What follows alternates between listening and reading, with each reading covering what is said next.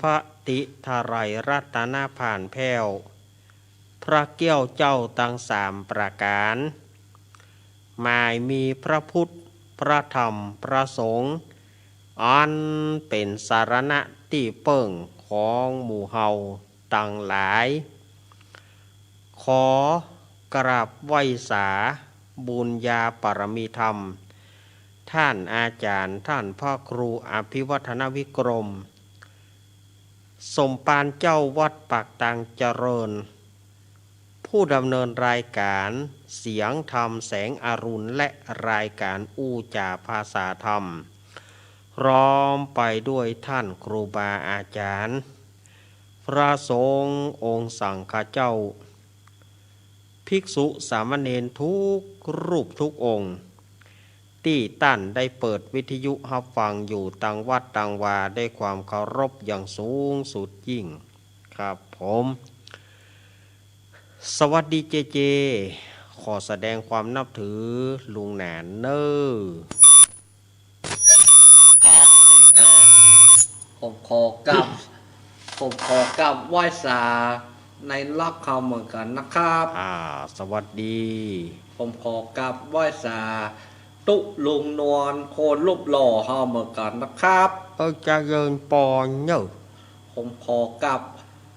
ไหว้สาอาจารย์สุวัฒน์กิจโจเขาเหมือนกันนะครับวัดฝ่ายหินเตียงใหม่นะครับผมขอกลับไหว้สาตุปิหนุ่ม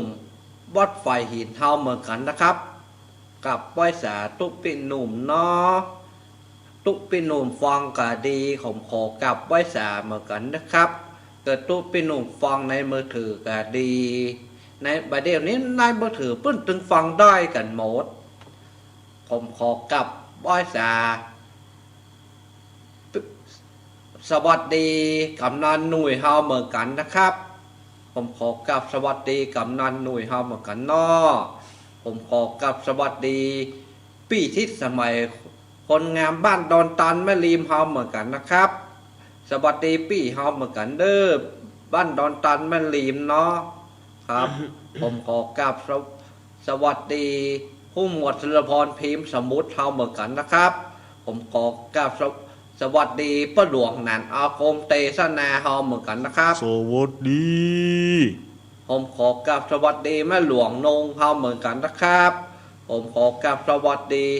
พี่ทิศพี่แนนลูกแม่หลวงนันเฮาเหมือนกันนะครับ ผมขอกราบสวัสดีแม่เพนคุณสู้ชีวิตลิมิตเกินแสนนะครับผมขอกราบสวัสดีป้าซักเฮาเหมือนกันเนอผมขอกราบสวัสดีป้าซักเฮาเหมือนกันครับผมขอกราบสวัสดีทุกคนที่ฟังขึ้น104ในเวียงนี่เนาะทั้งตุ๊เจ้าพงโตนที่ฟังขึ้น104นี่ก็ดีทั้งแม่ทั้งไอ้ยังก็ดีฟังขึ้น104นี่ก็ดีฟังขึ้นได้รอนี่ก็ดีทั้งหมดนะครับผมขอกราบว่าสวัสดีเหมือนกันผมขอกราบสวัสดีแม่ครูแสงเอ้ยเฮาเหมือนกันนะครับแม่ครูแสงเอ้ยบ้านนักขันหลังพร่ำเฮาเหมือนกันนะครับผมขอกราบสวัสดีเหมือนกันครับขอกราบว่าสวัสดีครับสวัสดีปีใหม่เฮาเหมือนกันเด้อเจริญปอนปีใหม่คณะสัทธาญาติโยมศรัทธาสาธุชนคนดีเฮาทุกท่าน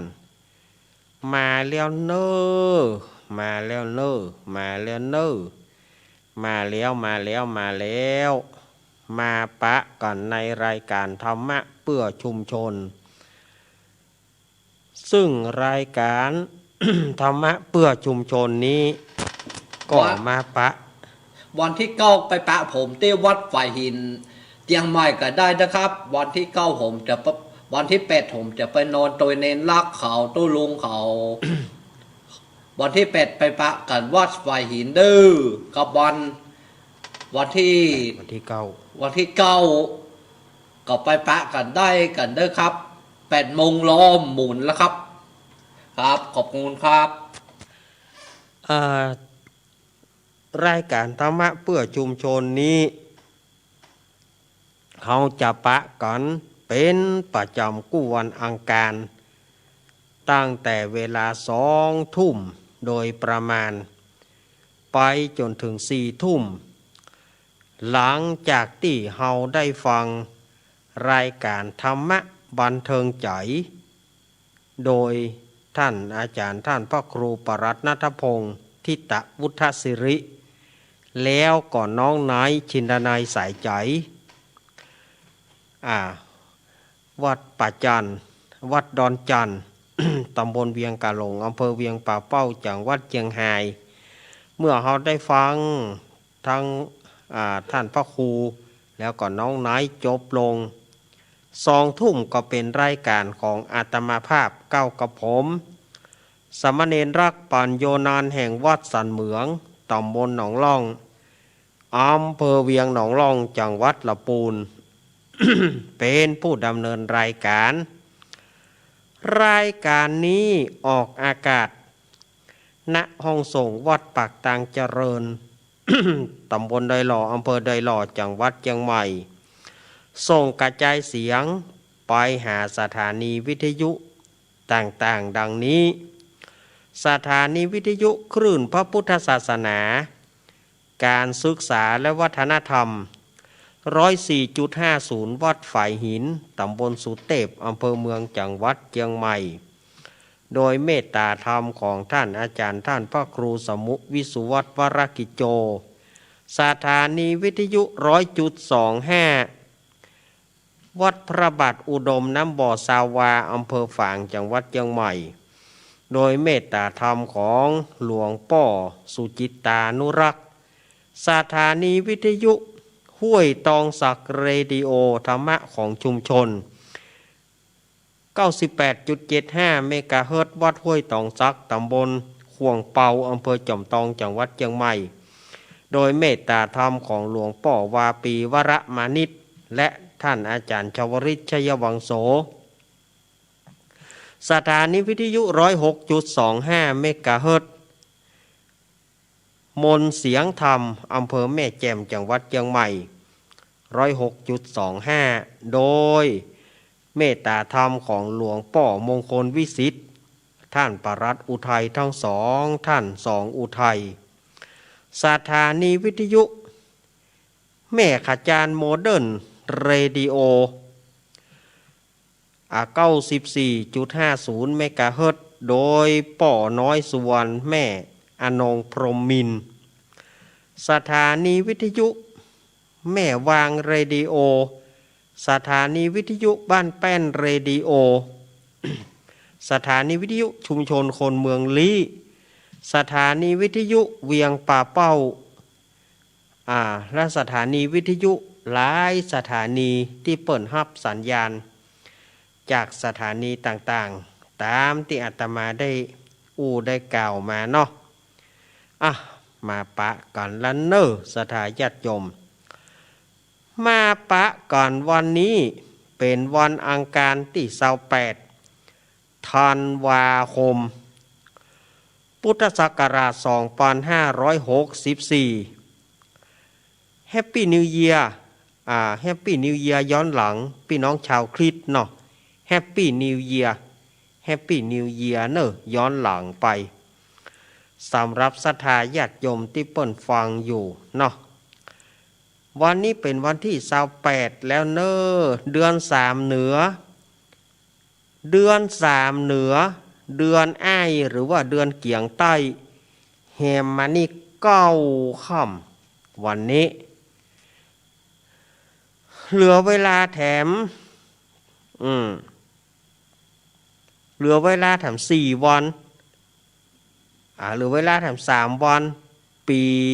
เก่า2564จะจากไปแถม4 วันปีใหม่พุทธศักราชใหม่2565จะเข้ามาปีงัวปีงัวก็จะไปแล้วเนอะไปไหนไปเอี่ยวกาด ปีงัวจะไปละกาดเสาก็กาดติดห้องกันโบโบบ้าอย่าสถาญาติโยมเพื่อจะขายปอด ปีเสือจะมาแล้วเนอะเสือทอง ปีเสือเสือทองจะมาละต้อนรับน้องเสือทองจะมาละเนอเหลือเวลาบักกี่วันแล้วเนาะเมื่อปะกันอาตมาก็เจิญจวนศรัทธาไหว้พระและสวดพุทธคุณเนาะวันนี้อาตมาของดการเจริญพุทธมนต์ของดการเทศธรรมเพราะว่าวันนี้มันมีสาระหลายๆอย่างแล้วก็อาตมาก็จะได้เปิดสายนักๆเฮือศรัทธาญาติโยมได้อวยหลับอวยพรปีใหม่อวยหลับอวยพรปีใหม่จะอวยพรถึงไผจะส่งเฮือกับบรรดาลูกคลื่นสีขาวเฮากาหรือว่าจะอวยโจกอวยใจอวยพรให้ลูกหลานที่อยู่แดนไก่เฮือแตนสคสเนาะแตนสคสแตนของขวัญแตนสคสอันอย่างก็อันแตนบขสอีกไปใจอย่าได้ตุลุงจะไปขึ้นรถไหนก็ได้ยินว่าแตนบขสอีกไปใจบาดใจเพิ่นเฮือว่าแตนสคสว่าใจแตนบขสนะตุลุงนี่ก็ฮ้อเนาะคนเข้ามันว่าบาถูกเนอะ ว่าบาถูกมันว่าอันใดมันว่าบาถูกเนี่ยเอาไหว้พระเห็นเนอะไหว้พระวันนี้อาตมาจะสวดแค่พุทธคุณธรรมคุณสังฆคุณเนอะแล้วก็อาตมาจะเสนอสาระแล้วก็จะเปิดโอกาสให้ศรัทธาญาติโยมสายแรกขอเป็นทีมงานธรรมะคลายเครียดวัดฝ่ายหินก่อนเนาะนำโดยโยมปี่พิสมัยวิไรศักดิ์ปี่พิสมัยสุริโยดรเนี่ยเมื่อใดก็ไปวิไรศักดิ์นั่นนะก็ของป้าพิสมัยดาราสมัยก่อนพิสมัยวิไรศักดิ์มันเปิงมันว่ามันกับมันหังแม่นแต่เนี่ยกำเดียวเนอะเดี๋ยวจะให้ปี่พิสมัยหัวหน้าทีมได้อวยพรปีใหม่แล้วก็ติดตามรำตัวไปด้วยลูกทีมบอกว่าจะเป็นลุงหนุ่ยบอกว่าจะเป็นท่านอาจารย์สมัครยานาสีโลบอกว่าจะเป็นหลวงพ่อนิพนธ์พัทยาโนก็เดียวเปิ้นก็จะมานะในทีมงานเนี่ยจะมีไผ่พ่องก็เดี๋ยวเขาก็ฟังกันเนาะหลังจากที่อาตมาได้เอาสาระต่างๆมาอู้ก่อนวันนี้งดน้ำมนต์งดเทศธรรมเหี่ยววันหนึ่งก็อนุโมทนากับศรัทธาญาติโยมเนอะที่อันเปิ้นหอมแม่เพนมาตะกี้นะว่าจะเป็นป้อเจิญแม่จันนวลป้อธนัทป้อใจแม่จันทาศิริลำปางหมู่นี้นะที่เปิ่นหอมการเทศการทำมาวันนี้ก็บัดได้เทศเตนเนอร์แต่อาตมาได้5ละบอกว่าป้อธนัทแม่จันทากูคนนะที่เปิ่นฮับการเทศนะแม่ป้อสมศักดิ์แม่สีเพนขาวเตี้ยนี่ลูกเต้าเราหลานรวมถึงแม่แสงล่าแม่ฟองคำแม่ฟองคำจีนาอิพี่สาวของแม่เพนนายอเนกนางจินตนาพรนายอเนกนางจินตนาพรน้องปลายฝนป้อผู้กองพรศักดิ์แม่คุณนายประนอมพรหมสุวรรณดีนี่อันนี้แล้วก็ทุกท่านเนอร์ที่หอมกันเทศมาอาตมาก็วันนี้ขอยกยอดก่อนเนาะของดการเทศวันหนึ่งเพราะว่าสาระมันนักศรัทธาญาติโยม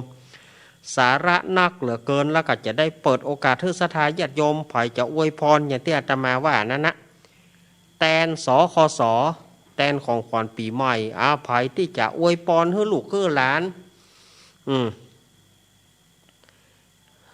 อยู่ดีมีสุขกันอย่าได้ก็ว่าไปก็เดี๋ยวอาตมาจะเปิดสาย แต่สายแรกขอเป็นทีมงานธรรมะคลายเครียดเดี๋ยวก่อนเอาไหว้พระก่อนเนาะไหว้พระสวดพุทธคุณธรรมคุณสังฆคุณนอกกราบหนึ่งกราบสองกราบสาม อรหังสัมมาสัมพุทโธภะคะวาพุทธังภะคะวันตังอภิวาเทมิสวากขาโตภะคะวะตาธัมโมธัมมังนะมัสสามิสุปฏิปันโนภะคะวะโตสาวกสังโฆสังฆังนะมามินะโมตัสสะภะคะวะโตอะระหะโตสัมมาสัมพุทธัสสะนะโมตัสสะภะคะวะโตอะระหะโตสัมมาสัมพุทธัสสะนะโมตัสสะภะคะวะโตอะระหะโตสัมมาสัมพุทธัสสะพุทธังสารนังกัจฉามิธัมมังสารนังกัจฉามิสังฆังสารนังกัจฉามิทุติยัมปิพุทธังสารนังกัจฉามิทุติยัมปิธัมมังสารนังกัจฉามิทุติยัมปิสังฆังสารนังกัจฉามิตติยัมปิพุทธังสารนังกัจฉามิตติยัมปิธัมมังสารนังกัจฉามิตติยัมปิสังฆังสารนังกัจฉามิอิติปิโสภะคะวะอะระหังสัมมาสัมพุทโธวิจาจารณะสัมปันโนสุขโตโรกาวิโตอนุตตโรปุริสธรรมสารถิสัทธาเทวามนุสานังพุทโธภะคะวะติสวากาโตภะคะวะตาธัมโมสันทิฏฐิโกอาการิโกเอหิปัสสิโกปานายิโกปัจจตังเวทิตาโปวินโยหิติสุปฏิปันโนภะคะวะโตสาวกสังโฆชุปฏิปันโนภะคะวะโตสาวกสังโฆยายาปฏิปันโนภะคะวะโตสาวกสังโฆสามิจิปฏิปันโนภะคะวะโตสาวกสังโฆยัตถิทังจตาริปุริสายุคานิอัตถปุริสปุงการายสัพพะคะวะโตสาวกสังโฆอาหุนายโยปะหุนายโยทักขินายโยอัญชาริการนิโยอนุตตรังบุญญาเกตังโลกัสสาติเอาละศรัทธาญาติโยมอาตมาก็ได้นำศรัทธาญาติโยมสวดพุทธคุณธรรมคุณสังฆคุณถ้าจะโวยไปก็หาเนาะ ถ้าจะโวยไปหน่อยก็หาสุมาเนอะ เอาละศรัทธาญาติโยมหลังจากที่ได้ไหว้พระสวดพุทธคุณเรียบร้อยวันนี้อาตมาจะเสนอสาระสัก2 เรื่องอันนี้ก็ตามที่ญาติโยมญาติโยมเปิ่นใครหูแล้วเปิ่นก็ถามอาตมามาเมื่อเปิ่นถามมาอาตมาก็ตอบไปศรัทธาญาติโยมอาตมาจะตอบทางโทรศัพท์มันก็หูกันบะทั่วทีนี้อาตมาภาพก็จะได้ออกทางวิทยุเมื่ออาตมาได้ออกทางวิทยุมันจะได้แพร่ภาพจะได้เผยแพร่เพื่อศรัทธาญาติโยมเฮาเนี่ยได้ฟังแล้วก็มันเป็นอย่างอี้กะอันที่เปิ้นฟังแล้วก็บอกว่ากันที่เปิ้นเคยฟังมาก็บอกว่ากันที่เปิ้นบ่เคยฟังเพิ่นก็จะได้รู้ว่านี่กะแปลว่ามันมาอย่างอี้กะนี่เรียกว่าปี่หู2น้องหู1ที่เปิ้นถามมาก็บ่ใจไผเจ้าหน้าที่ประจำตัว ดีเจประจำตัวคอนโทรลประจำตัวน้องเจเจเปิ้นใครหูเกี่ยวกับปีใหม่ เปิ้นว่าการปีใหม่นี่มันเป็นอย่างไรฮะวันที่1 มกราก็ปีใหม่วันที่13 เมษาก็ปีใหม่แล้วอันใดถูกท่านอาจารย์อันใดมันถูกเอาอย่างอีนะความเป็นมาเป็นไปจริงๆนั้นในสมัยก่อนเนี่ยปีใหม่เฮาก็จัดรวดเดียวกับสงกรานต์ก็คือจัดในเดือนเมษายน สมัยก่อนวันขึ้นปีใหม่เนี่ยก็ถือว่าเป็นเดือนเมษายน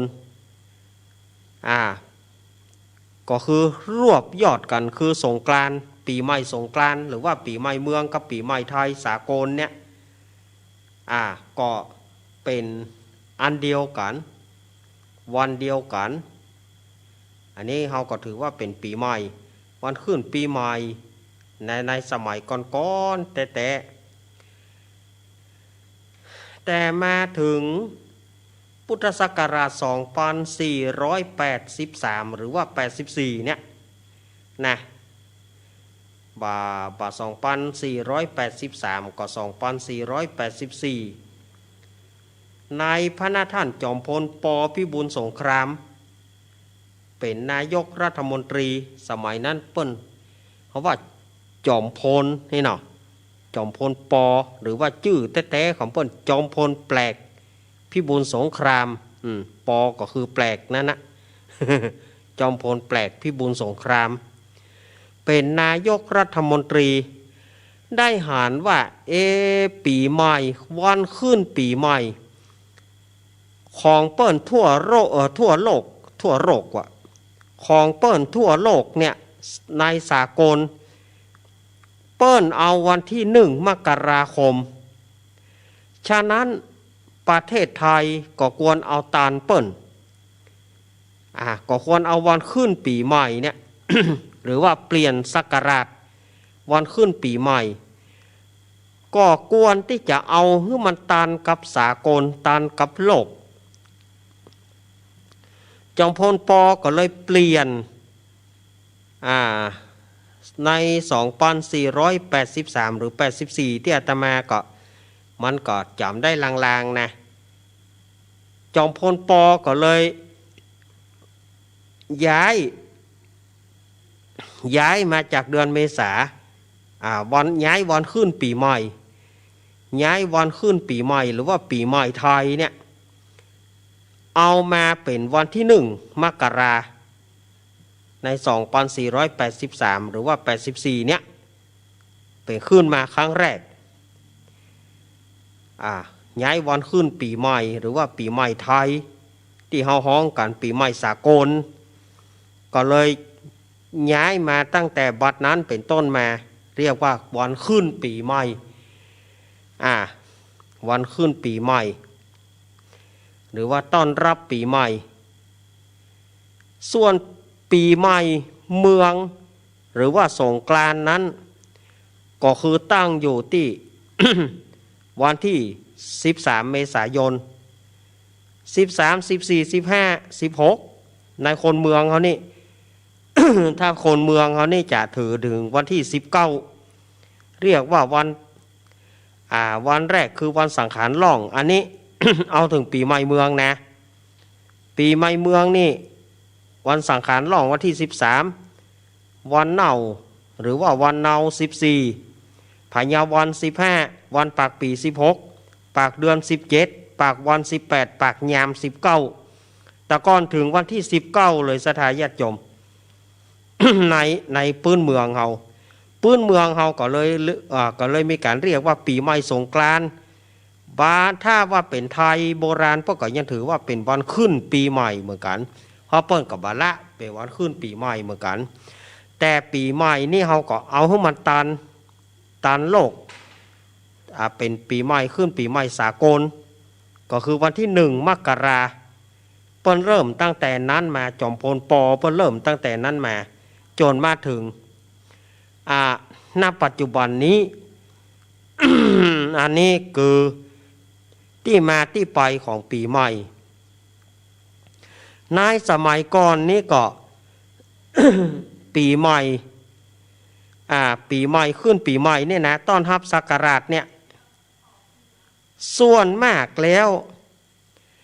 จะเป็นการทำบุญนี่บอกค่อยมีเท่าใดส่วนมากจะเป็นการสวนเสเฮฮาจะเป็นการกินเหล้าเมายาชายโยโหหิว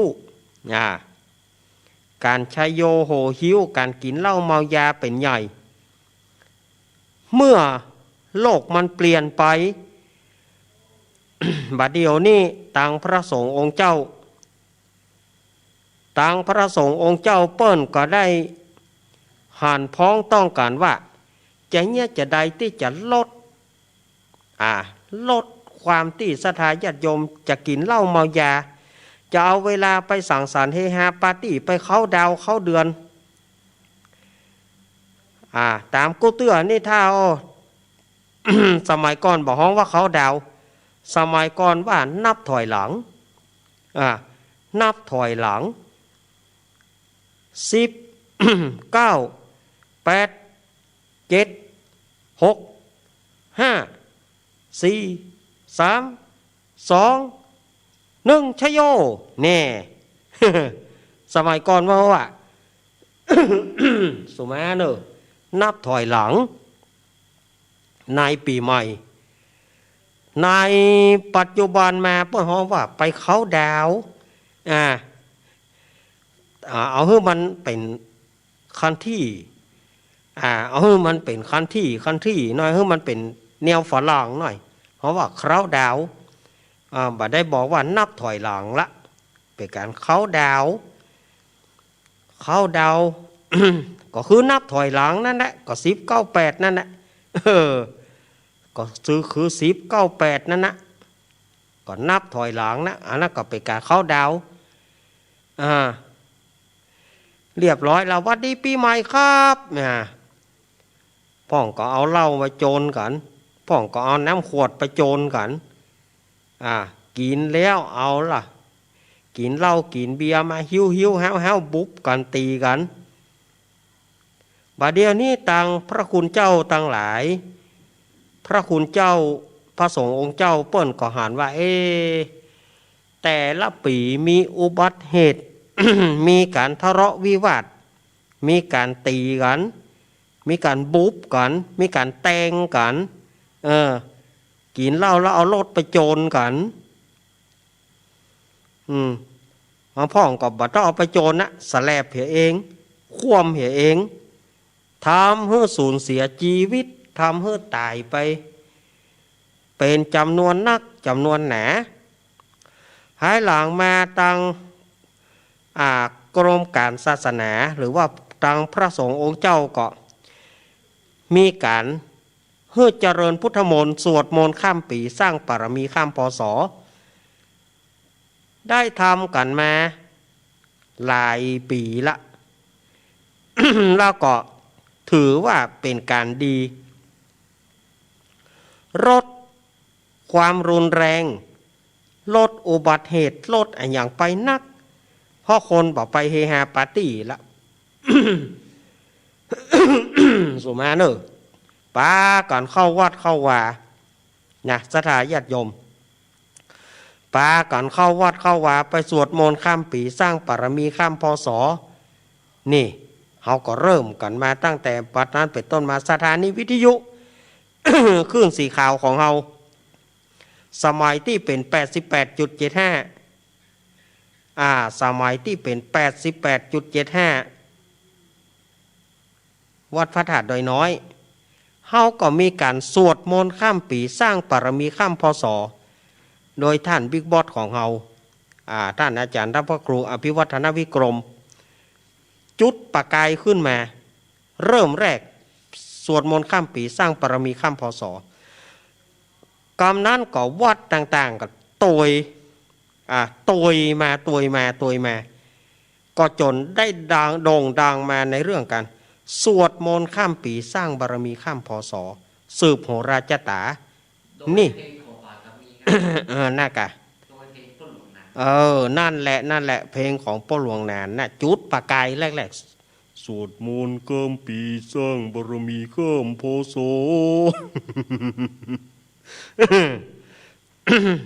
เนี่ยก็เลยเริ่มจุดประกายนะขึ้นมาก็เลยลดอุบัติเหตุลดการกินเหล้าเมายาละอ่อนก็ มาสนใจแทนที่จะไปเฮฮาปาร์ตี้กันก็มีละปากันสวดมนต์มาปีที่แล้วนี่ เปิดงดปีที่แล้วงดหมดเพราะว่าโควิด วัดอาตมาเฉียดฉิวไปน้อยเดียววัดอาตมาจัดงานยกฉัตรพระธาตุเจดีย์วันที่27 ธันวาพอวันที่28เปิ่นงดเปิ่นฮือสั่งงดกิจกรรมงดงานถึงหมดอาตมาเฉียดวัดอาตมาเฉียดฉิวไปน้อยเดียวถึงปีแล้วนี่ปีนี้ ทางท่านอาจารย์ท่านพระครูอภิวัฒนวิกรมท่านบิ๊กบอสของเฮาเปิ้นก็จะไปปุณณะที่อุทยานธรรมพระสุนทรมุนีวัดของท่านพระมหาสมชาติชาตะปัญโยเปิ้นจะไปสวดมนต์ข้ามปีที่ปุ้นแล้วก็รู้สึกว่าวัดของท่านพระครูปรัตน์ณัฐพงศ์วัดดอนจันทร์ก็จะมีสวดมนต์ข้ามปีบางวัดบางวาเปิ้นก็ยังมีอยู่บางวัดบางวาเปิ้นก็ขอร้องบ่ต้องจัดเตื้อบางวัดก็บ่ต้องจัดเตื้อบางวัดเปิ้นก็มีอยู่เปิ้นก็คงอนุรักษ์รักษาอย่างวัดของหลวงพ่อสุจิตตานุรักษ์วัดพระบาทอุดมน้ำบ่อสาวานี่เปิ้นก็จะมีเท่าที่อาตมาฟังอยู่เนาะอาตมาฟังเปิ้นโฆษณาอยู่นะวันนั้นก็หลวงพ่อเปิ้นก็ว่าเปิ้นจะจัดสวดมนต์ข้ามปีก็อนุโมทนาเนอะวัดใดจัดอาตมาก็ขออนุโมทนาเนาะ ว่าจริงเนี่ยอาตมาอยากจะไปเหมือนกันนะอุทยานธรรมพระสุนทรมุนีนี่นะอาตมาอยากจะไปแต่ว่าโชเฟอร์เปิ้นติดงานโชเฟอร์เปิ้นบ่ว่างอาตมาก็เลยบ่ได้ไปก็เลยกับท่านอาจารย์มหาสมชาติว่าผมบ่ได้ไปเด้อเนอะเปิ้นมีธุระเนาะเปิ้นจะไปทำธุระของเปิ้นแล้วก็อาตมาก็เลยบ่ได้ไปสกรรมขอสุมาท่านมหาสมชาติเนอะอันเนี้ยคือที่มาที่ไปของการปีใหม่เฮาฮ้องว่าปีใหม่เมษากับปีใหม่มกรากับปีใหม่มันเป็นอย่างไรคือเปิ้นเป็นอย่างอี้ความที่มาที่ไปอย่างอี้ อันเนี้ยคือความหมายของปีใหม่ถึงสองภาคที่อาตมาว่าตะกี้แล้วเจเปิ้นก็ขอถามเรื่องพระอุปคุตเนี่ยก่อนเป็นการดีนะอาตมาว่าถามมาเถอะถ้าญาติโยมใครหูอันใดถามมาเถอะยินดีแม่น้อยกัดนาดเนอะตะกี้นะแม่น้อยกัดนาดเปิ้นว่าเปิ้นจะท่าฟังเนอะแต่ก็เตือแม่น้อยนอนแล้วแต่ว่าวันนี้จะอดใจฟังอย่ากำหรอแม่บุญปอนอุคำโยมแม่ของอาตมาจ้างกระดาษเนอะป้อเมืองเกี้ยวแม่มาลีต้องโป่งตัวอันนี้เปิดก็ฟังแม่บางอุ้ยบางปัญโยนานแม่ของอาตมาก็ฟังอยู่ เปิ้นเปิดวิทยุรับฟังประจำเนาะนะนะอันนี้ก็ความหมายของพระอุปคุตความหมายของพระอุปคุตที่ตะกี้เจก่อนที่จะมานี่ก่อนที่จะเข้ารายการเจมานั่งถามว่าเป็นจะได้หาคำว่าพระอุปคุตนี่อย่างเปิ้นถึงไปงมเอาบะหิน เปิ้นไปงมเอาบะหินตำแม่ปิงพ่องตำแม่น้ำต่างๆพ่องนี่อย่างเปิ้นเอามาเพื่ออันหยังแล้วเอามาแล้วเปิ้นเอาตั้งที่ไหนแน่อันนี้ขอนิมนต์ตุลุงได้จากตุลุงอายุผู้อาวุโสจะมีความรู้กว่ากับผมนิมนต์ครับเจริญปอนเนอสาธาญาติโยมสาธุชนทั้งหลายอันนี้ถึงพระอุปคุตที่ว่าไปเอาตามแม่น้ำต่างๆนั่นนะมีอย่างเปิ้นไปเอามาอย่างเปิ้นสมมุติถึงเวลามีปล่อยหลวงมีประเพณีมีการกินยายจานหลวงขึ้นมาอย่างเปิ้นถึงไปเอาอุปคุตมันมีที่มาที่ไปเรื่องพระอุปคุตนั้นในสมัยก่อนเนี่ยพระเจ้าอาโศก เปิ้นแปลงเจดีย์หรือว่าเปิ้นแปลงพระธาตุ84,000ปานพระธรรมขันธ์84,000ปานดวง84,000ปานหลังเจ้ากับพระธรรมคำสอนขององค์สมเด็จพระสัมมาสัมพุทธเจ้าเมื่อเปิ้นแปลงธาตุ84,000ปานหลังแล้วพระเจ้าอาโศกจะจัดปล่อยหลวงนี่บ่ใจจะจัดเสล็กสน้อยจัดถึง7 ปี7 เดือน7 วันธรรมโมสังโฆเปิ้นจะจัดอยู่7 ปี7 เดือน7 วันแล้วที่นี้พญามารชื่อว่าท้าววสวดีมารหรือว่าพญาวสวดีมารว่าจะยุ่งงานเจ้าอาโศกบ่ให้พระเจ้าอาโศกนี่ได้จัดงานจะยุ่งจะทำให้เป็นฝนเป็นลมจะทำให้ฟ้าเพี้ยฟ้าผ่าจะทำให้โคนตีกันจะทำให้น้ำมันท่วมจะทำให้มันเป็นพายุจะทำให้มันเป็นพายุอย่างต่างๆคือจะทำทุกอย่างที่จะให้งานของพระเจ้าอาโศกบาสำเร็จทีนี้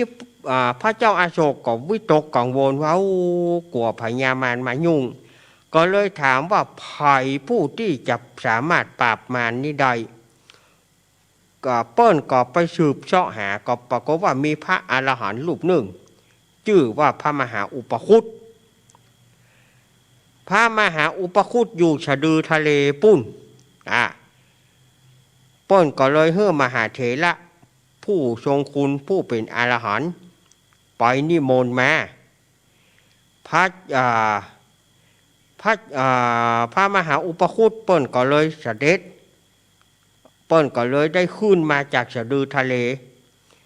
เลี้ยวก็เข้ามาก่อนเปิ้นถามว่างานของงานของพระเจ้าอาโศกจะมีแหมกี่วันแหม3 วันไปหน้าพญามารคอยจะยุ่งเปิ้นก็เลยลงมาได้ก่อนจะถึงงาน7 วันเปิ้นได้ขึ้นมาเลี้ยวเมื่อเปิ้นขึ้นมาก็จัดการยับ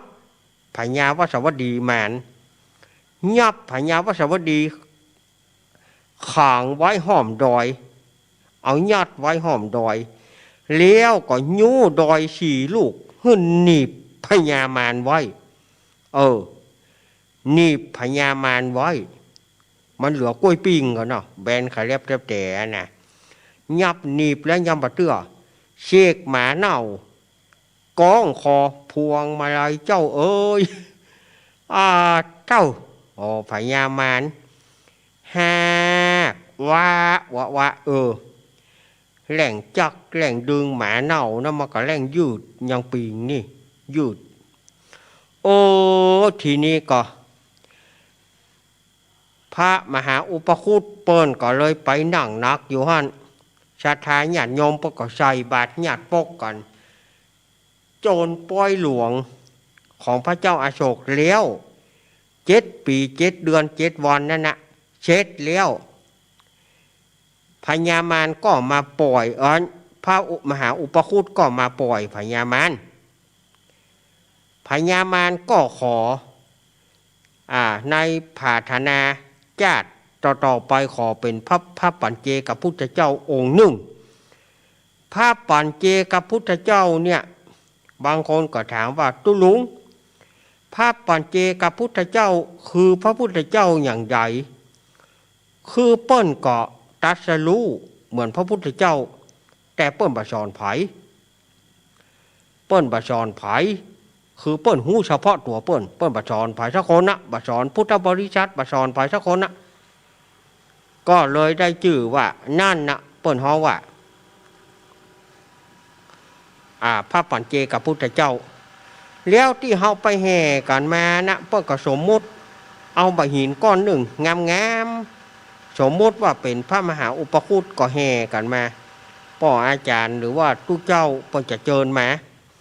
เมื่อเปิ้นเจิญมาก็แห่กองมองตึงมองแห่มาแล้วเอามาไว้แหนก็ใส่บาตรถวายเข้า จนเสี่ยงเมื่อเสี่ยงงานปล่อยหลวงแล้ว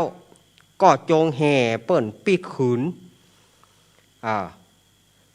อันนี้เคยมีตู้เจ้าวัดหนึ่งอาตมาบอกแล้วว่าวัดไผ่ตู้เจ้าวัดนี้บอกฮู้ไปแห่มาเป็นท่าโพสุดท้ายก็เอาหินอุปคุตขว้างแต่เดิมเนี่ยเปิ้นตั้งแต่นั้นมามันก็บอกกั้นกุ้งรุ่งเรืองเปิ้นบอกว่าเอาลูกไหนมาเพื่อเอาไปไว้ในจุดนั้นเอาไปไว้ที่แม่น้ำแห่งนั้นตั้งแต่นั้นไปต้นมาเปิ้นมีการแห่อุปคุตหรือว่าใส่บาตรเป่งปุดก็เพื่อก็จำแรงว่าพระมหาอุปคุตจะปลอมตัวเป็นสามเณรมาฮับบาตรในเที่ยงคืนหรือว่าตั้งแต่เที่ยงคืนไปต้นไปนั่นคือประวัติของพระมหาอุปคุตหรือว่าเรื่องของอุปคุต ต่างๆที่วันนี้ตุลุงก็ได้นำเอามามาจากชาตาญาติโยมเนอะละครับก็ได้ฟังตุลุงได้เล่าได้มาถึงว่าพระมหาอุปคุตการแห่อุปคุตจะใดก็ถามว่าตุลุงที่หล่อมานี่เปิดชื่อตุลุงอะไรอย่างจะหล่อตุลุงคนเฒ่าเนาะเพราะอันเนาะว่าถ้าถามละพอตุลุงคนเฒ่าก็เรียกกันเนี่ยของตุลุงอีกก็ได้เนอะจะทายญาติโยมนะถามตุลุงนวลนะครับเปิ้นชื่อตุลุงนวลนะครับตุลุงนวลคนรูปหล่อหรอนะ ได้ยินเสียงงั้นนี่ได้เขินเลยกะ เขินเนาะอ้าวศรัทธาญาติโยมวันนี้ก็แสดงในการเนาะเป็นปกิณกะธรรมเล่าสาระให้หน่อยเฮาจะโจ๊ะโลมาเปิดสายเลยบางพ่องก็ว่าอย่างวันนี้มีสาระไปอย่างสักอย่างโจ๊ะโลก็เปิดสายเฮาก็ต้องเกินหัวเรียกน้ำย่อยอาหารศรัทธาญาติโยมให้หน่อยก่อนเรียกน้ำย่อยอาหารศรัทธาญาติโยมต่อไปนี้อาตมาจะเริ่มเปิดสายศรัทธาอวยพรแต่สายแรกนี่อาตมาขอเป็นทีมงานธรรมะคลายเครียดก่อนนอ สายแรกนี่นะอาตมาจะขอเพื่อเป็นทีมงานของธรรมะคลายเครียด เปิ้นจะได้นำเอาว่าจะได้มาอวยพรปีใหม่ผ่านคลื่นวันนี้ เปิ้นจะมาอวยพรปีใหม่ก่อนเนาะแล้วก็ต่อไปอาตมาก็จะได้เปิดสายวันนี้อย่างต่างๆนั่นก็คงจะของดไปก่อนคงจะได้ฮือศรัทธาญาติโยมจะอวยพรถึงลูกถึงเต้าอวยพรผ่านโทรศัพท์ถ้าธรรมะใครเครียดถ้าพร้อมแล้วมาเลยมาเลยน่าจะแม่นนอเจริญปอนครับราชการครับแจมครับลุงนุยมาแล้วถ้าธรรมะใครเครียดถ้าพร้อมแล้วมาเลยลุงนุย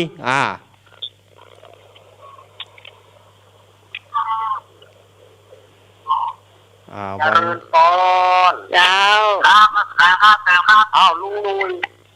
เจ้านั่นราชการเครียดถ้าพร้อมแล้วมาเลยลุงนุยเจ้าเดี๋ยวก่อนก็ต้องขอรับน้อมมาละ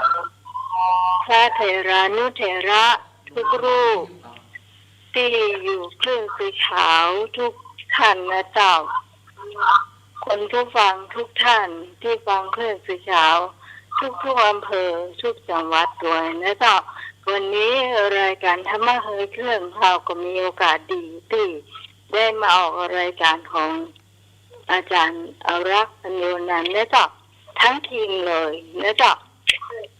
วันนี้ข้าเจ้าพิสมัยสุริโยดรก็มาพร้อมกับท่านสมัครยานะสีโลเจ้านมัสการเจ้าท่านสมัครเจ้า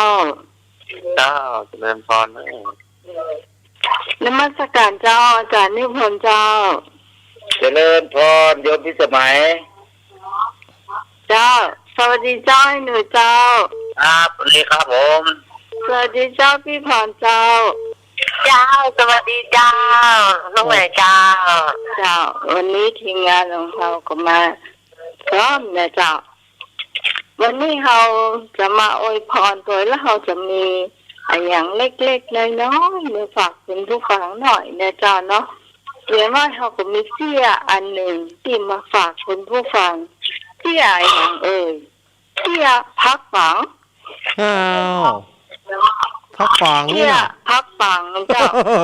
ไผ่มากพ่องพักฝังเนี่ยรู้จักว่าเจ้าพักฝังตามชาเป็นหวายใหญ่ อันนี้เขาเจ้าบอกเฮ้เหรอเขาเจ้าอันเขาเจ้าบอกใจคนไทย ต้องถามมาจากนิพนธ์เนาะ อ๋อเนาะ ปังจะละปังผักปัง พักฝัง ผักปังเหมือนกันก็อันเขารู้จักในนามพักฝังเนาะพักฝังนี่บางคนนี่มากอย่างน้องสาวเขาเจ้าเนี่ยน้องสาวคนกลางนี่นะแต่ก่อนนี่แกไปลูกงานมานี่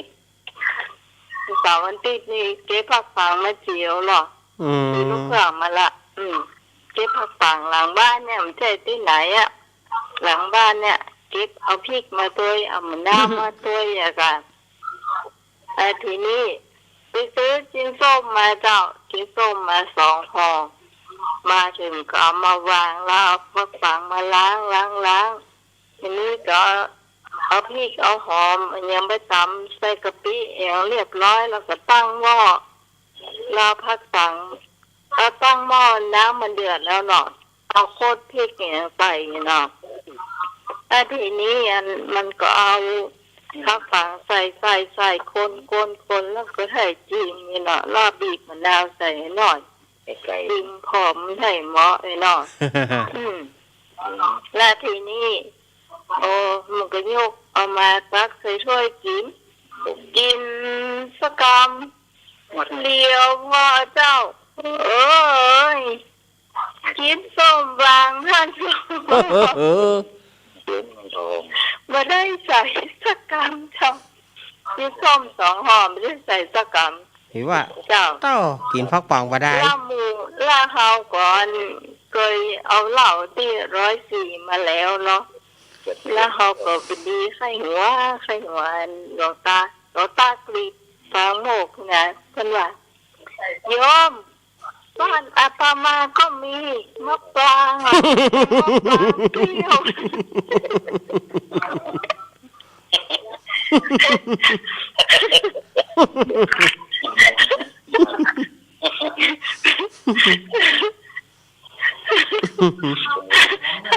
หมู่เขาตุ้งมดตุ้งมวนเจ้าเดี๋ยวพักฝังเกินนะเป็นมะปรางเปรี้ยวลูก ไปเป็นปลาพางไปเหรอ แล้วบอกท่านบอกเจ้าคุณผู้ฟังอันนี้เป็นเกียร์สั้นๆที่จะเอามาเล่าคนผู้ฟังใกล้จะถึงปีใหม่ก็ขอคนผู้ฟังมีสุขภาพแข็งแรงสมบูรณ์มีเงินใจเยอะๆในเจ้าปราศจากโรคภัยไข้เจ็บนะเจ้าเนาะในปีใหม่ที่จะถึงที่จะเข้ามาในปี2565ที่จะถึงนี้นะเจ้าและหำอย่างหนึ่งวันที่8ที่9ที่วัดสายหินก็ขอเชิญนะเจ้าถ้าไผว่างก็เชิญทุกท่านทุกคนมาร่วมทำบุญกระหังนะเจ้าเนาะต่อไปเป็นอาจารย์สมัครยาณศิโลเจ้าที่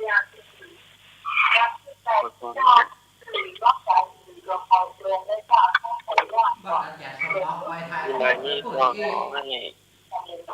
ครูบาอาจารย์แล้วก็ท่านผู้ฟังทุกท่านขอให้ด้วยภาษาบาลีที่ว่าอโลกยาปรมาลาภาเพราะมันมีโลกเป็นลาภอันประเสริฐก็ขอให้สุขภาพแข็งแรงดูคำสู่วรพุทธศาสนาไปถึงที่สุดเนาะขอให้ทุกท่านสุขภาพแข็งแรงกันทุกคนเนาะ อ๋อเจริญพร สา สา ธุ ธุจากนิพนธ์เจ้า ปีเก่าผ่านไปขอให้ผ่านพ้นอย่าไปสับสนหมองหม่นกับมันอายุมากขึ้นอย่ามุนหลายวันเรื่องทุกข์ผ่านผันให้มันผ่านไปปีใหม่ปีนี้ทำดีเข้าไว้ไปไหนใกล้ใจให้ใจรื่นรมทุกข์อื่นหมื่นแสนแม้นมีทับผมมีความระทมเป็นวุ่นวายใจม้าลายหายสิ้นเหมือนลินน้ำไหลทำการสิ่งใดให้ได้สมปองร่ำรวยทุกคนมากล้นเงินทองอันความอุ่นคล่องรับล่องหายเรื่องสุขภาพทราบแล้วอย่าเฉยต้องย้ำกันเลยขอนำพาโรคร้ายมาเยือนจัดเตือนทั่วล่าใส่แมสปิดหน้านำพาล้างหูลิ้นร้อนช้อนกลางอยู่ห่างต้องรู้ เรื่องความเป็นอยู่คิดดูตัวเองตัวเราปีใหม่กลับมาบอกลาความเก่าสิ่งดีทำเอางานเบาค่อยทำอายุมากขึ้นอย่าฝืนงานล้ำต้องบทจำนำพาจิตใจฝึกฝนทำมากจากเรื่องดีไว้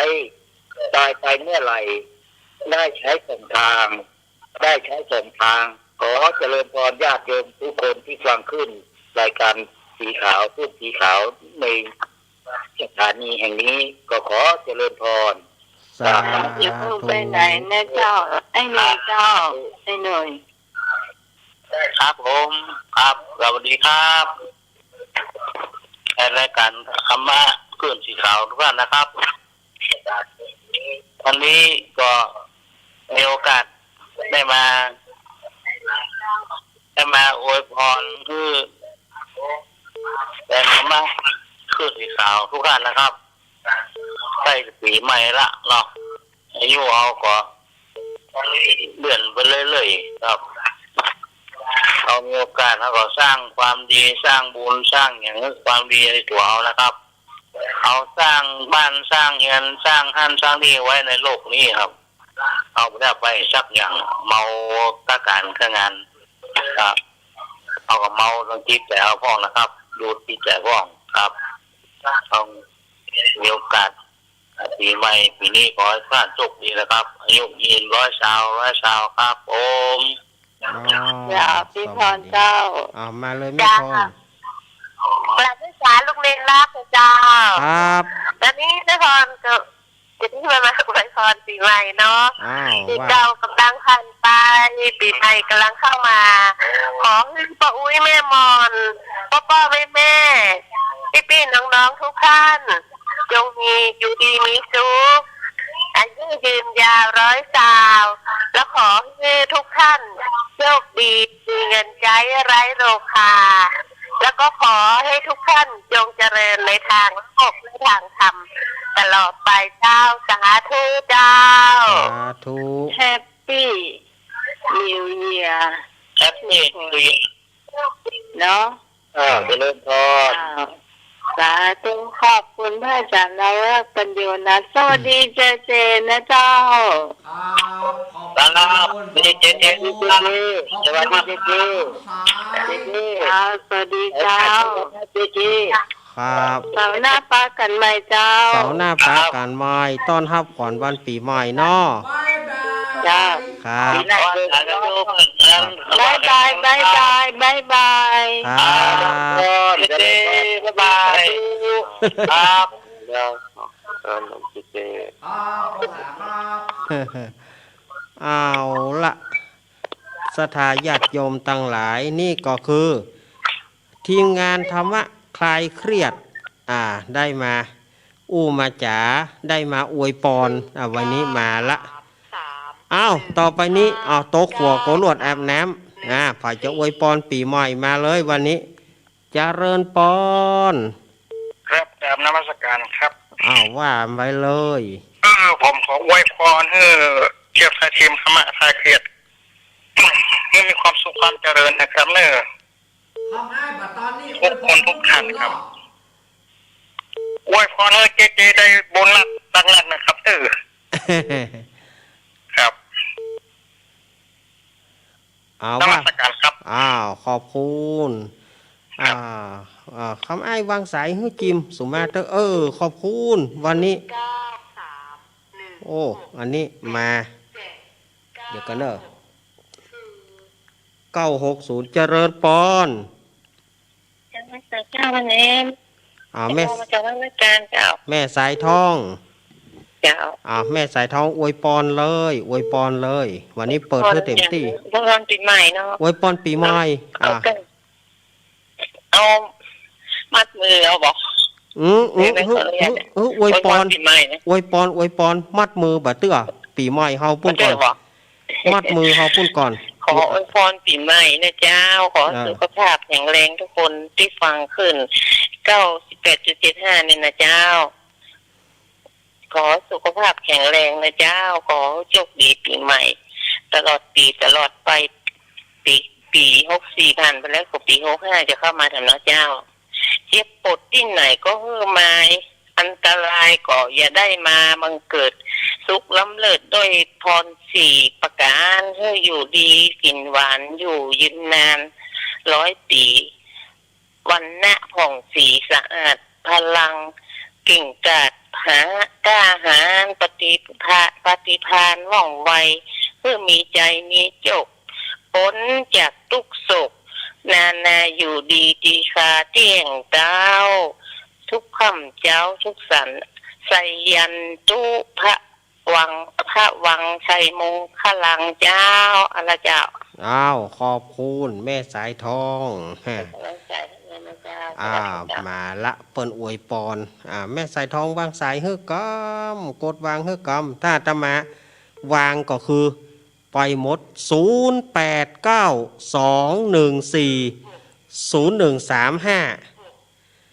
มาเลยเจริญปอนเจ้าไว้สาเจ้าไม่น้อยกัดนักว่าไปเลยไม่น้อยอวยพรปีใหม่เนาะอวยพรปีใหม่ว่าไปเลยเจ้า65ปีนี้โชคดีพี่น้องยาติเปิ้นปองพี่น้องกูคนตั้งเขาและน้ำบ่อักบ่จนมีแถวรถยนต์เอาไว้ขี่เล่นคือบุกเมื่อบุญปังหลังปุปังสิสินตามห้อยประดินตึงก้ำเงินทองคำค้าไหลมาอย่างน้ำบ่เคินหาดขาดแห่งดินทรายนาบุญเปิ้นหนักวาสนาหลายของก่อห้องนายของกายห้องเจ้าตาสีลูกหลานอยู่เฝ้าขายิงใจเจ้าจุยใจมีโง่จังมาให้นาบ่ไล่บ่ทุกศพใหม่เลลุนมีลูกหนาฮักมีแฟนเต็มต้นก็เป็นมงคลสื่อใสบ่เศร้าบุตรีบุตตาลูกหลานตันเต่ามาอยู่เฝ้ายามเฒ่าชรายายขอป้อนพี่น้องเอาอายุตีคา120ภูเขาทำการงานใดสู่ใดซ้ำเป่ามั่งมุ่นตุงเต่าได้เป็นสิทธิ64 ปีแล้วถ้าโจกบ่ดี65 ปีนี้โจกดีเนเจ้าขอปองเมตึงเกหนึ่งดาวมีโจกใจจะหนักปีที่โลกาตึงเคาะขยะอย่ามาเข่าไก่เวียนปี64 ปีแล้วรอดมาเต็มปีหมู่เฮาโจกดีรอดมาจุนใดตั้งตอนนี้ไปอย่าได้เจ็บไข้อย่ามีเคาะไข้มาต้องมีแต่โจกเนื้อปีเนื้อน้องโควิดอย่าต้องเนื้อนายสุขภาพดีน้องปีทั้งหลายยิงข่าวยิงใจสบายเนื้อเจ้าอายุยืนจนแก่จนเฒ่าอายุนั้นเหล่าอยู่ใดเดินปันถ้าหากซื้อหวยโรยด้วยกันปีหนึ่งรางวัลเอาไปคือเจ้า ท่ายกหูยายเจ้าเนินนายยายบ่หวังหนักพี่น้องทั้งหลายถ้าตัวยายตายเอาไปบ่ได้มีบุญกับบาปที่หาไปเวลาเอาตายเอาไปตัวเจ้าสวดมนต์ขับปีน้องปีหนึ่งเท่าสวดมนต์กันเจ้าเนินนายเจ้าเอาไว้ไปต่อวันฮัทวันเจ้าน้องวันยาวน้องเจ้าน้อง อ้าวขอบคุณแม่น้อยเนอะ เจ้า อยู่ดีมีสุขเน เจ้า อะแม่น้อยกาดนัดโอ้โถแม่น้อยวางสายเหอะกำสุมาเตอะแม่น้อยวางสายเหอะกำขอบคุณ 0892140135อ้าวใครจะมาอวยพรปีใหม่วันนี้เปิดโอกาสเธอเต็มที่เนอะอวยพรปีใหม่ให้ลูกหลาน วันนี้นะเจริญปอน จะไม่สาเจ้าเน้น แม่สุเกี้ยวมาแล้ว เจ้าจะขออวยพรเพื่อกลุ่มทีมงานของพี่สมัยนะใครทำมาใครเครียด ขอให้โชคดีดวงดีตลอดปีตลอดไปเด้อสุขภาพสมบูรณ์แข็งแรงทุกๆคนนะเจ้า แล้วก็ขอให้ญาติธรรมเราทุกคนเด้อขอให้มีความสุขความเจริญ ขอให้เอาธรรมะจิตใจเป็นศีลเป็นธรรมเหมือนกันทุกคนนะเจ้า สุขภาพแข็งแรงอย่าไปได้เจ็บได้จนอย่างสักอย่างนะเจ้าสาธุเจ้า สาธุแม่สุเกี้ยวสอนศรีนุสรณ์มาเลยโอ้อันนี้โยมหลุดไปเนอะโทรมาใหม่เนอะใครจะมาอวยพรปีใหม่นะ0892140135เอาเข้ามาสถาญาติโยม0892140135วันนี้ตั้งลำปางย่ำมาเตื้อ ลำปางย่ำมาเตื้อ388เจริญปอนเจริญปอนติดแล้วเนอะ ไว้จ่าเจ้า แม่แสงทอง ไว้จ่าเจ้า แม่แสงทองเนาะ เจ้า แม่แสงทองปิดวิทยุก่อน บ้านต่างจะบนคิดยังไงเจ้า แม่แสงทองปิดวิทยุก่อนปิดวิทยุก่อนมันสูนกันเดี๋ยวกันปิดวิทยุก่อนนะแสงทองเจ้าแม่แสงทองเนาะอาตมาขออนุญาตเนอะเมื่อแม่บอกปิดวิทยุแม่กับไปเจ้ากับวิทยุเจ้าติ๊กอะ กูเตือนนี่แม่แสงทองบอกเคยเป็นนะกูเตือนนี่เปิ้นแม่แสงทองวันนี้นี่เปิ้นบอกฟังเฮาเลยมาแล้วเนอะหญิงไทยหัวใจเพชรหญิงไทยสู้ชีวิตมาแล้วอาจารย์ได้เล่นเอาว่าไปเลยเล่นขออวยพรเนอะลูกบ่าวที่อยู่สันทรายเนาะลูกหลานที่อยู่สันทรายก็ขอให้พัฒนาก็ขอให้เดินทางปลอดภัยไม่ป่วยไม่เจ็บไม่จนเฮงรวยได้รวยเฮงแล้วก็2565เนอะแล้วขอพัฒนาทุกคนเนอะญาติธรรมวันนี้นะขอให้มีสุขภาพแข็งแรงไม่ป่วยไม่เจ็บไม่จนเหมือนก่อนนะเจ้าเอาเดินทางเน้นก็เดินทางปลอดภัยได้เด้อครับขอบคุณแม่เพนแม่เจเหรอมีเนี่ยก็เลยจ่ายเจเด้อเจอะไรกันได้ก็ขอเพื่อปลอดภัยผู้สิ่งผู้อย่างและเจเด้อสุขภาพแข็งแรงเจ้าไว้สาเจ้าเด้อครับขอบคุณแม่เพนคนสู้ชีวิตมาละ0892140135เจริญปอนเจ้าขอกราบไหว้สาเขาบาสังฆะ มาแล้วว่าไปเลย ว่าไปเลย ฟังอยู่นะ ว่าไปเลย ปี เอา เก่ากำลังจะผ่านไปปีใหม่กำลังจะเข้ามาแล้วขอให้จิตใจผ่องเพื่อเบิกบานขอคือขันว่าท่านพระอาจารย์อยู่สุขสำราญพร้อมกันเลยเจ้าเพราะว่าภายในยิ่งใจหนุ่มเทาขอให้อยู่สุขสำราญแต่งเต้าคิดหวังสิ่งใดสมใจจะเล่าความทุกข์โศกเศร้าอย่ามีขอให้ปนทุกข์ปนโศกปนโรคปนภัยเนอทุกคนเจ้ากลับไว้สาในท่านพระอาจารย์ เอาขอบคุณแม่สายพิน เจ้ากลับไว้สาเจ้าสาธุเจ้า สายพินกันระยะมาแล้วแม่สายพิน0892140135มาเลย เจริญปอน แกไม่สาเจ้าลูกเล็ก แม่สีทอน เจ้า แม่สีทอนจะอวยพรปีใหม่ก็ เจ้า ว่าไปเลยว่าไปเลย เจ้า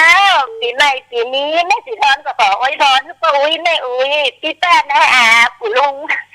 แม่รายการธรรมะขึ้นสีขาวทุกคนแล้วก็พ่อแม่พี่น้องที่ฟังรายการธรรมะเจ้าขอให้มีสุขภาพแข็งแรงสมบูรณ์เหมือนกันทุกคนนะอายุมั่นยืนยาวร้อยสาวเลยนะเจ้า เอาข สา อบ ธุสาธุเจ้าลูกเล็ก สาธุแม่สีทอนเจ้า น้องว่าไทยปา ไม่ กั สาน เจ้า ครับแม่สีทอนนี่นะ มากำนี่โอ้โหเดี๋ยวกันเนอะอัดเจ้าเจริญปอน เจ้าถือว่าถือว่าว่า บ้านหยังเดี๋ยวก่อนแม่โทรมาจากไหน แม่ชมทิศเจ้า บ้านหยัง ด้านโรงเรียนแถวพระสั่งลำปางเจ้า ลำปางบ่ เจ้า ถ้าจะขอป้อนเอีย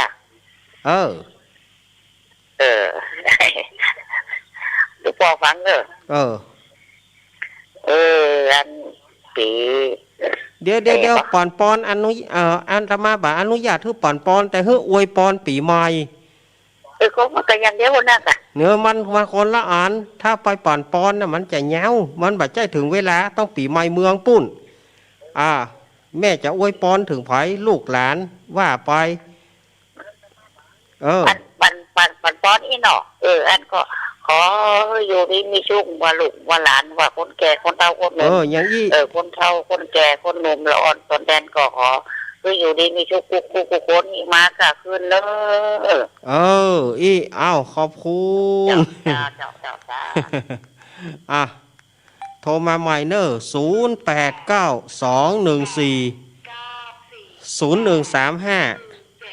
จะปอนอาตมาบาอนุญาตต้องปีใหม่เมืองอาตมาถึงจะอนุญาตปอนอันนี้เป็นการอวยปอนเจริญปอนเจ้าเจ้านี้แม่ฟองเจ้าแม่ฟองละมาละปงดอนก็มาใครเสียบเสียนสีขาวแต่ลูกหลานทุกคนอยู่เย็นเป็นสุขอยู่ดีมีแหงมีแม่แรงใจเนอขอบคุณแม่ฟองเนอแม่จันฟองละขอบคุณแม่จันฟองแม่สุมาแม่ฟองวางสายให้จิมกดวางให้จิมสุมาแม่ฟองเนอกดวางให้จิมขอบคุณ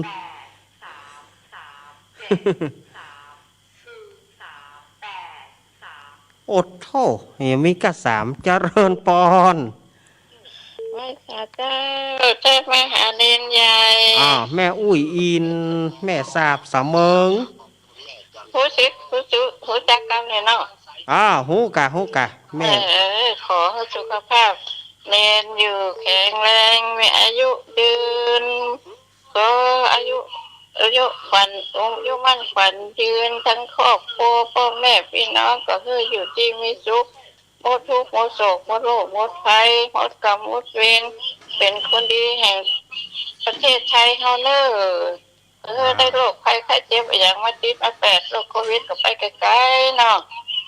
ขอ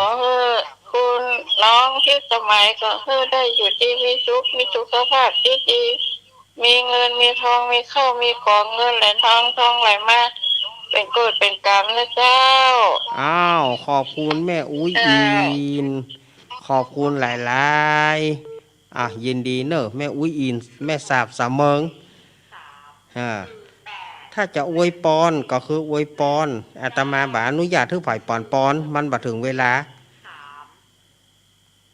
เจริญปอน48เดี๋ยวเจริญปอนเจริญปอนติดแล้วโทรมาหาไม่ไว้สาเจ้าอีกะใส่แจ๋วอีกะ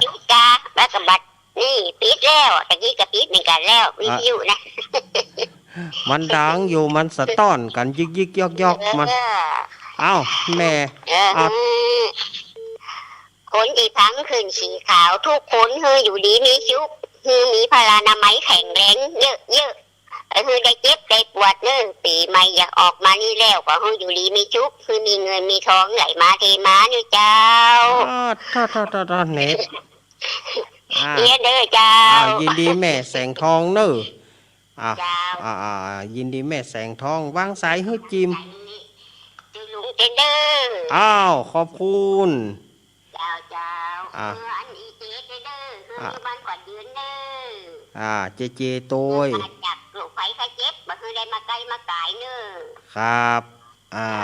ละขอบคุณเนอขอบ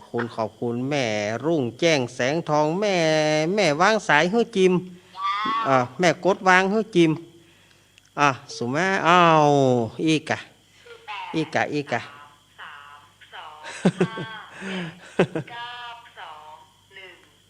เจริญปอนเจ้าสาธุแม่น้อมเนาะเจ้าแม่น้อมสุภาวงศ์แม่น้อมจะอวยพรปีใหม่เจิญขออวยพรให้ขึ้นสีขาวเจริญยาวไปอยู่ดีสบายทุกคนเด้อปี65นี่ขอมีเงินมีทองทุกคนจบดีเด้อขอบคุณแม่น้อมเนอวันนี้ไหวไปส่งวันนี้เคยนอนะกะนอนี่ใจดีแต่มาเนี่ยมาท่านี่ละวันเดียวนี่ขอหลานนอจบดีเด้อไปส่งเน้นรักกุเตี๋ยเนี่ยเจ้าแม่น้อมยินดีเนอะแม่น้อมเนอะแม่น้อมบ้านตาจางแม่น้อมสุภาวงศ์นี่โทรเข้ามาเป็นกำลังใจอวยปอนนะมาเลย0892140135แม่สีทอนมาละแม่สายทองมาละฝ่ายแถมป้อบุญมี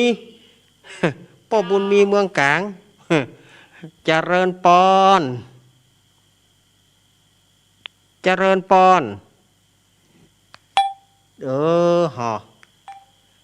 ้อบุญมีป้อบุญตานป้อน้อยบุญปอนยังว่ามีเตวบุตรนะว่าเดี๋ยวนี้นะมีกะเทวดาเทวบุตรมีปะเลอะตะกี้เจริญปอนครับผมกราบนมัสการครับท่านยังรักครับผมไอ้พงเนาะพงป่าสร้างครับไอ้พงป่าสร้างครับปีใหม่นี้ก็ขออวยพรคืนที่เช้าแล้วก็อันคืนธรรมะคลายเขตทุกคนมีความสุขนะครับสุขภาพแข็งแรงปลอดโรคปลอดภัยทุกคนนะครับคนร่ำรวยเหมือนกันนะครับพร้อมยังรักด้วยครับผมครับขอบคุณไอ้พงเนอครับผมสวัสดีครับสวัสดีครับเนอวันนี้ไอ้พงป่าสร้างเนี่ยเปิ่นมาอวยพรปีใหม่ โอ้ศรัทธาเฮานี่ก็มากันหลายเนาะเจริญปอน เจริญปอนติดแล้ว สวัสดีค่ะท่าน อ้าวจากตั้งได้ ฝัง อ๋อตั้งฝางเนาะ เจ้า แม่หยัง ไม่จ้า แม่จ๋าจะจริงจ้าจะจริงจ้า อ้าวแม่จ๋าว่าได้ มีชุกเนอะท่านเนอะ ฮะ อยู่ดีมีชุกเนอะ อ้าวสาธุอ่ะแม่จ๋าอยู่บ้านหยังก็ ฮะ แม่จ๋าอยู่บ้านหยังอำเภอฝาง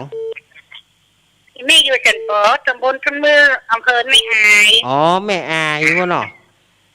จ้ะ แม่ปลากายคอมหายเซฟเนี่ยสอนต้นมือน่ะ อันเปิ้นเสียไปละ ฮะ เปิ้นเสียไปละ โอ้แม่ปลากายคอมเสียไปแล้วอีก เจ้าก ะ ท่านตระกูลเปิ้นอะไรอย่างฮะ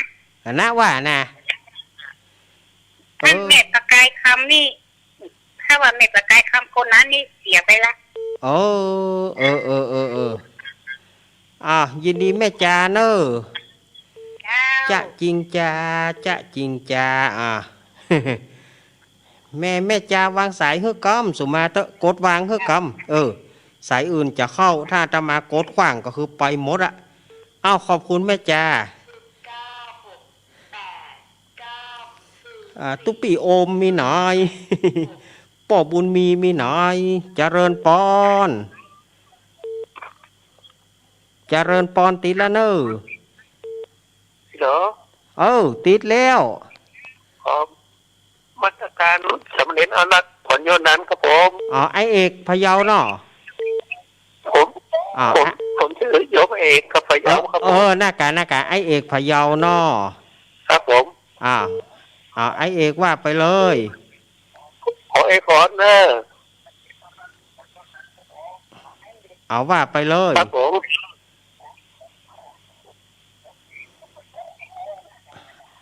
ไอเอกว่าไปเลย ครับขอเอกขอนะทีมงานธรรมะใครเกียรติทุกท่านจงอยู่ดีมีทุกเนาะแค่ขาดปลอดภัยจากภัยอันตรายโรคภัยไข้เจ็บตาฟวงอยู่มันก็ยืนครับขอได้เงิน10,000ตื่นก็ขอได้เงิน100,000พันให้แก่ๆน้องได้ศีรษะ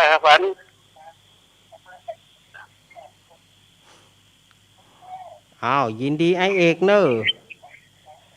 ยินดีนักเนอะ สวัสดีครับผม ครับ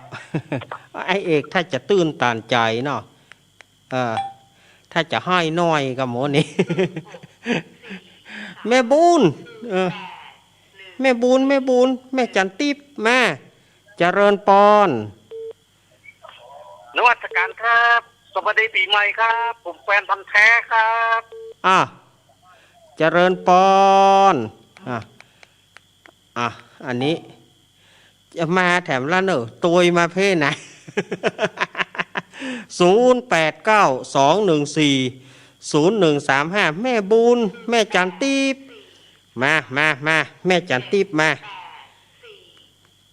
เจริญปอน ว่าชายเจ้าลูกเน แม่บุญหลง เจ้า แม่บุญหลงจากเมืองลี โอ้ยพรลูกเนนอยู่ดีสบายแล้วอยู่ดีมีชุกถึงขอให้มีเงินมีทองขอขึ้นสีขาวได้เจริญทุกคู่ทุกคนเด้ออยู่ดีมีชุกคนลูกปลอดภัยลูกใครเจ็บเด้อช่วยตายเด้อ บอกแกวน ขอบคุณแม่บุญหลงนักขอบคุณเนอะ เจ้า ขอบคุณ ลูกอยู่ดีสบายมือลูกชายใกล้เจ็บมันใกล้มาไก่เด้อ สาธุแม่บุญหลงอำเภอลีแม่บุญหลงโทรเข้ามา0892140135แม่จันทิพย์รับแล้วก็ ยายพรก็ได้ยายพรมาอวยพรหน่อยยายพร ยายพรร้องงัวแดงสั่นกำแพงเชียงใหม่มาอวยพรหน่อยคืนนี้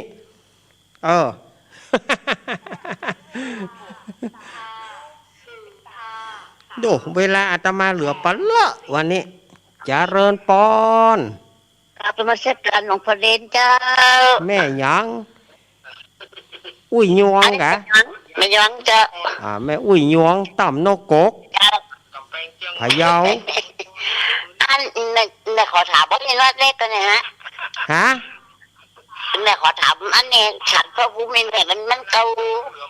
แล้วก็ชื่อมันไม่ใช่อันเก่ามันมีความด้วยด้วยกันนี้ได้ก็เจ้า ศาลเจ้าตี้ศาลพระภูมิ เจ้า ก็เอาไว้แจงหัวฮะกะเอาไว้แจงหัวฮะนะมันเป็นหยัง เอาตั้งด้วยกันนี่มาได้แหละ ก็ได้นะกะไว้เป็นหยัง อ๋อเอาวันนี้ ไผว่ามันตึงดีหมดอะคะแนนเฮา เนาะ เอาตั้งห้านั้นเจ้า เอาขอบคุณแม่อุ้ยยวงต่ำนกกก ศาสนาเขาว่าจะมาจะพูดมันยืนยาวแล้วสาวพรรษาเด้ออยู่กินจุดตั้งศาสนา สาธุ เขาว่าจะมาจะพูดแต่เจ้าสา สาธุแม่อุ้ยยวงต่ำนกกก ป่อน้อยบุญตานบุญปอนบุญมี ป่อน้อยบุญตานบุญปอนบุญมีป่อบุญสีอยู่แม่อายป่อบุญสียานนะ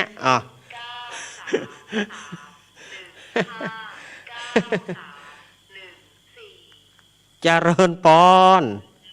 นมัสการรอบสองครับ พี่ไอ้ โอ้เอาครับ ฮะ ผมป้าคำครับนะครับเรื่องวันที่31นี่นะ เอาว่าไปเลย จัดอยู่ครับใบยกเลยครับ บ่ยกเลิกเนาะ จัดอยู่ครับ จัดเนาะ ยกลยครับ อ๋อ เรื่องผมขอที่กับเรื่องไปว่าเราผมขอทีมงานของท่านพระครูเนี่ยแล้วก็สายบุญเนี่ยก็คืออายุยืนตลอดปี65นะครับเลย ว่าไปเลยเปิ้นฟังอยู่ ไอ้นะครับ ครับ ขอบคุณ กราบนมัสการครับ นี่คำอ้ายมารอบสองอีกะคำอ้ายนั่นมาเป็นลูกล่าวะน่ะคำอ้ายแต่หล่นมาเป็นลูกล่าเปิ้น ก็ได้ประท้วงว่าแล้วบ้าใจนะ คำอ้ายเป็นลูกคนกลางอีกอะเปิ้นมีน้องของคนหนึ่งคำอ้ายนี่นะเปิ้นเป็นลูกคนกลาง ว่าเล่นกันเอาม่วนนะเนอะคำอ้ายไปถือกันเนอะ มาไผจะโทรอวยปอนปีใหม่ก็ดีเจริญปอนเจริญปอนจากทางไหน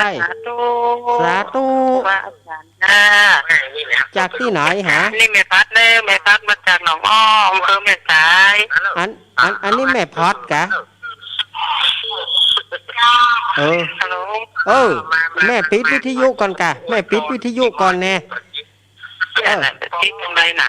ปิดวิทยุก่อน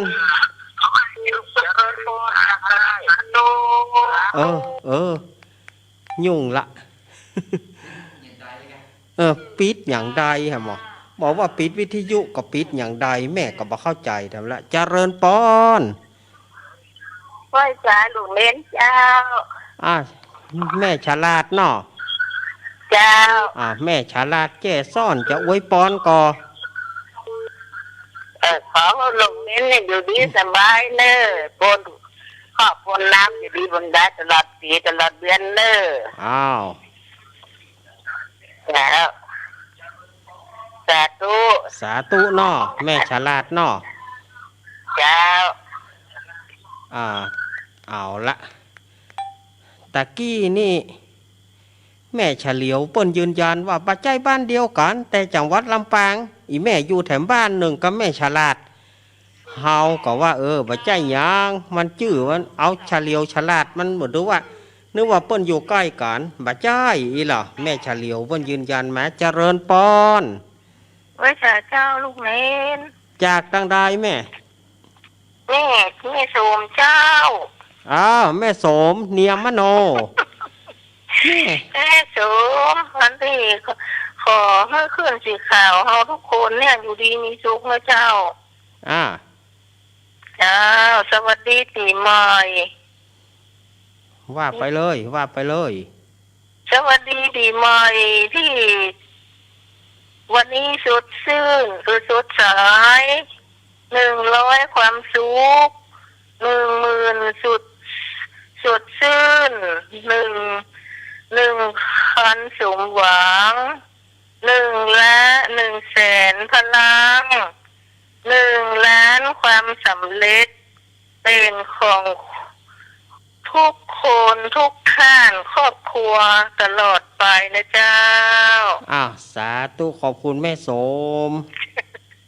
แน่แม่สมนี่อารมณ์ดีนะเดี๋ยวแม่จันสมมันนี่จักมาหำคนหนึ่งน่าจะได้เข้ากู้กันสมเหมือนกันสมเอ่ยสมงาม สมเอ่ยสมงามก็เดี๋ยวแม่จันสมมันนี่จักจะมาละแม่ปราณีมมาอวยปอนหน่อยแม่ปราณีฝางมีก็ไม่ฝางมี2เจ้าแล้วก็แม่ชายประการมาละตะกี้แม่ปราณี0892140135พายจะมาอวยปอนปีใหม่ให้กันแตนของขวัญแตนสคสวันนี้นะ วันนี้อาตมาบัดได้สวดบัดได้เฮือน้ำมนต์อังการหน้าก็เนออาตมาจะสืบชะตาเฮือมีอยู่ก็หาถ้ามีก็โทรเข้ามาเนอเคลียร์เฮือละ0892140135เวลาอาตมาเหลือปะเลอะปะเต๋อ วันนี้มาปะเลอะเจริญปอนแก่ว่าสาเจ้าจากตั้งได้อำเภอฝางแม่ยกสมศรีนันทรามแม่สมศรีนันทรามสวัสดีปีใหม่ขอเงินญาติธรรมคำแม่สีขาวเนี่ยเจริญรุ่งเรืองพ้นพัดทุกข์พัดโศกพัดโลกพัดภัยพระคอเสน่ห์ยันไหลมาทั้งหลายทั้งปวงไปวัดที่ไหนก็ขอได้แปลกกันเนาะแน่นอนกันแน่นอนแบบอาจารย์เนาะแน่นอนกันแม่ศรีสาธุขอบคุณแม่สมศรีพนันทารามอำเภอฝางวัดของหลวงพ่อศรัทธาของหลวงพ่อใหม่ขอได้แปลกกันเนาะศรัทธาหลวงพ่อใหม่ศรัทธาหลวงของหลวงพ่อใหม่ขอหลวงพ่อใหม่ถ้าบัดเดี๋ยวนี้ปุ่น90 ปลายปุ่นก็หาหลวงพ่อใหม่นี่นะอาตมาปะเปิ่นตะหมอตอนนั้นเปิ่นยังหนุ่มอยู่นะอาตมายังเป็นละอ่อนอยู่ตอนนั้นหลวงพ่อใหม่เนาะพ่อนันทารามเจริญปอนติดแล้วเจริญธรรมหลวงตานมัสการครับแล้วโตไม่ค่อยจะติดไม่ค่อยจะติดแล้วหรอกดีเนาะปีใหม่เนาะครับหลวงตาว่าไปเลยเป็นมีอะไรจะว่าแล้วอาจารย์ไม่ค่อยจะดีตอนนี้ ครับขออวยพรหลวงตามีความสุขนะครับหลวงตากฤษปางโมเชียงดาวพูดน้อยต่อยมาก พูดน้อยแต่ต่อยมากนะหลวงตานะเจริญปอนเจ้าจะไม่แก้วไม่สายเลยเนอะตะกี้แม่พัดเนาะบ้านเดียวกันเนาะบ้านเดียวกันยุ่งแม่กันเนี่ยมันนั้นคนโทรไม่คนบอกใครเข้าใจเนาะเนาะกันไม่เกี่ยวนี่นะปีนี้เนาะปีใหม่ปีนี้ขอพรชีวิตจดใสเหมือนกันทุกคนเนอะสีขาวนี่นะขอพรสามเณรรักสบายดีเนอะขอบคุณมีจบไม่หลับเนอะขอบคุณแล้วสาธุไปแก้วของมาวันกันทุกคนเนอะอีกแกขอบคุณแม่เกี้ยวเนอะสาธุแม่เกี้ยวแต่นามสกุลนั้นอันนี้มันบ้านหนองอ้อนี่ตรงนี้นะนามสกุลอย่างก็เกี่ยของแม่ของสมณเณรน่ะกะเจ้ามันอยู่บ้านนี่มีคนหลวงพรอุคำเนี่ย อ๋ออ๋ออุปคอมนี่เป็นของแม่บุญธรรมของอาตมา อ๋อ อ่าแม่บุ คุณ ญ หล ธร ว รง ม พ่ เป็ อน อุกคำน่ะเป็นเอาเป็นเอาแม่หลวงวานคนบ้านถือน่ะเป็นมาอยู่เพะนะ อ๋อกะ อยู่มีลูกมีหลานว่าทำเดียวเนี่ย มีลูกมีหลานหมดอ่ะเนาะ พอนั่นพอหลวงพ่อนั่นตายไปละ เออ แล้วคนนึงกับเมียเปิ่นกับลูกคนนึงอะ อ้าวขอบคุณแม่แก้วเนอะ เจ้าขออายุมันยืนยาวเนอะ สาธุ แม่แก้วปีใหม่ปีนี้หนุ่งเตียวปีเลี้ยว ต่างถ่าจัดดีเนาะปีใหม่ปีนี้หนุ่งเตียวปีเลี้ยว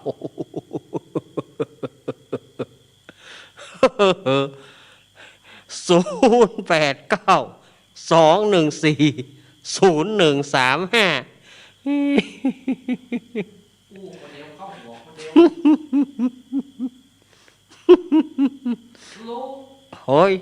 ลูกพี่ลูกเป็ดอีบ้าแล้วก็มันอดมันอู้ไปอู้มาแล้วมันอดไข้หัวก็ว่าได้หรออ้าวไอเอกไอพงมาแล้วต่อกลุ่มขึ้นสีขาวของกลุ่มธรรมะใครเครียดนะแม่บูน แม่บูนกมีไหนแม่บูนไผจะมาพ่องยายพรรับแล้วก็ยายพรน่ะยายพรร้องงัวแดงสั่นกำแพงเจียงใหม่มันจะเตรียมเพลงไปเต้นงานเล่นมันก็เจริญพร เจ้าลูกเน้นเจ้า แม่คลองจันอยู่แม่ท่าลำปางเนาะ แม่คลองจันอยู่แม่ท่าลำปางเจ้าเพิ่งโทรครั้งแรกโทรหลายครั้งระบัดติดเนาะโอ้โหเพิ่งขนาดเพิ่งโทรครั้งแรกนะกดจนมือปอโอ้โหบางที10 ครั้งก็ยังบัดติดวันนี้โจกดีเนาะโจกดีโยมแม่ก็แล้วกันเนาะ70 ปลายเนา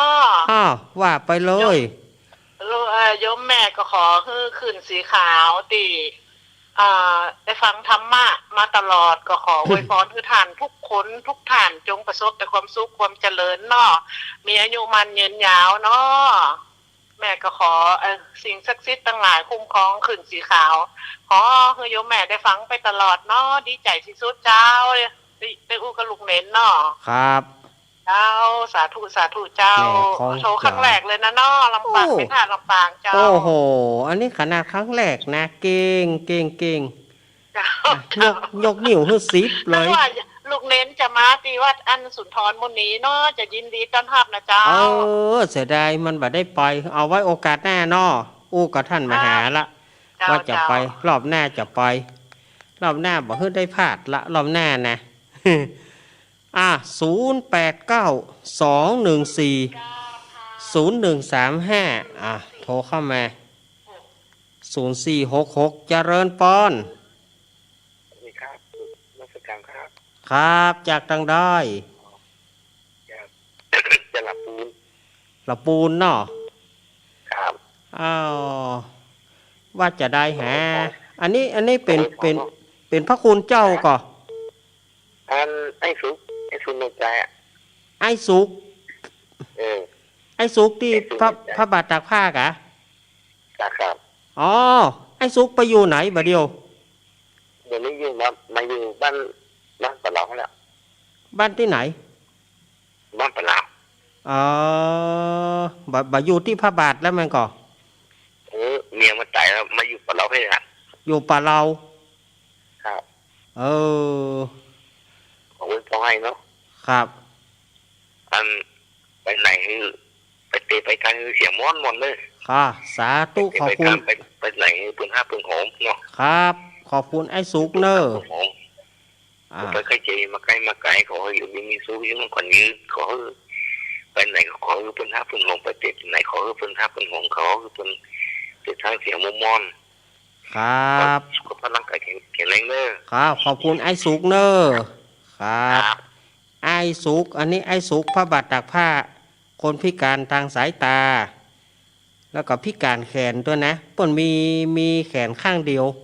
ไอ้สุกนี่นะมีมือข้างเดียวอาตมาหูจักอาตมาเคยปะเปิ้นละเป็นกำลังใจไอ้สุกเนอะเจริญปอน เจริญปอน เจ้าลงแม่น อ้าวจากตังได้ โอ้ไม่รู้ขี่จากลำปางเจ้า เอา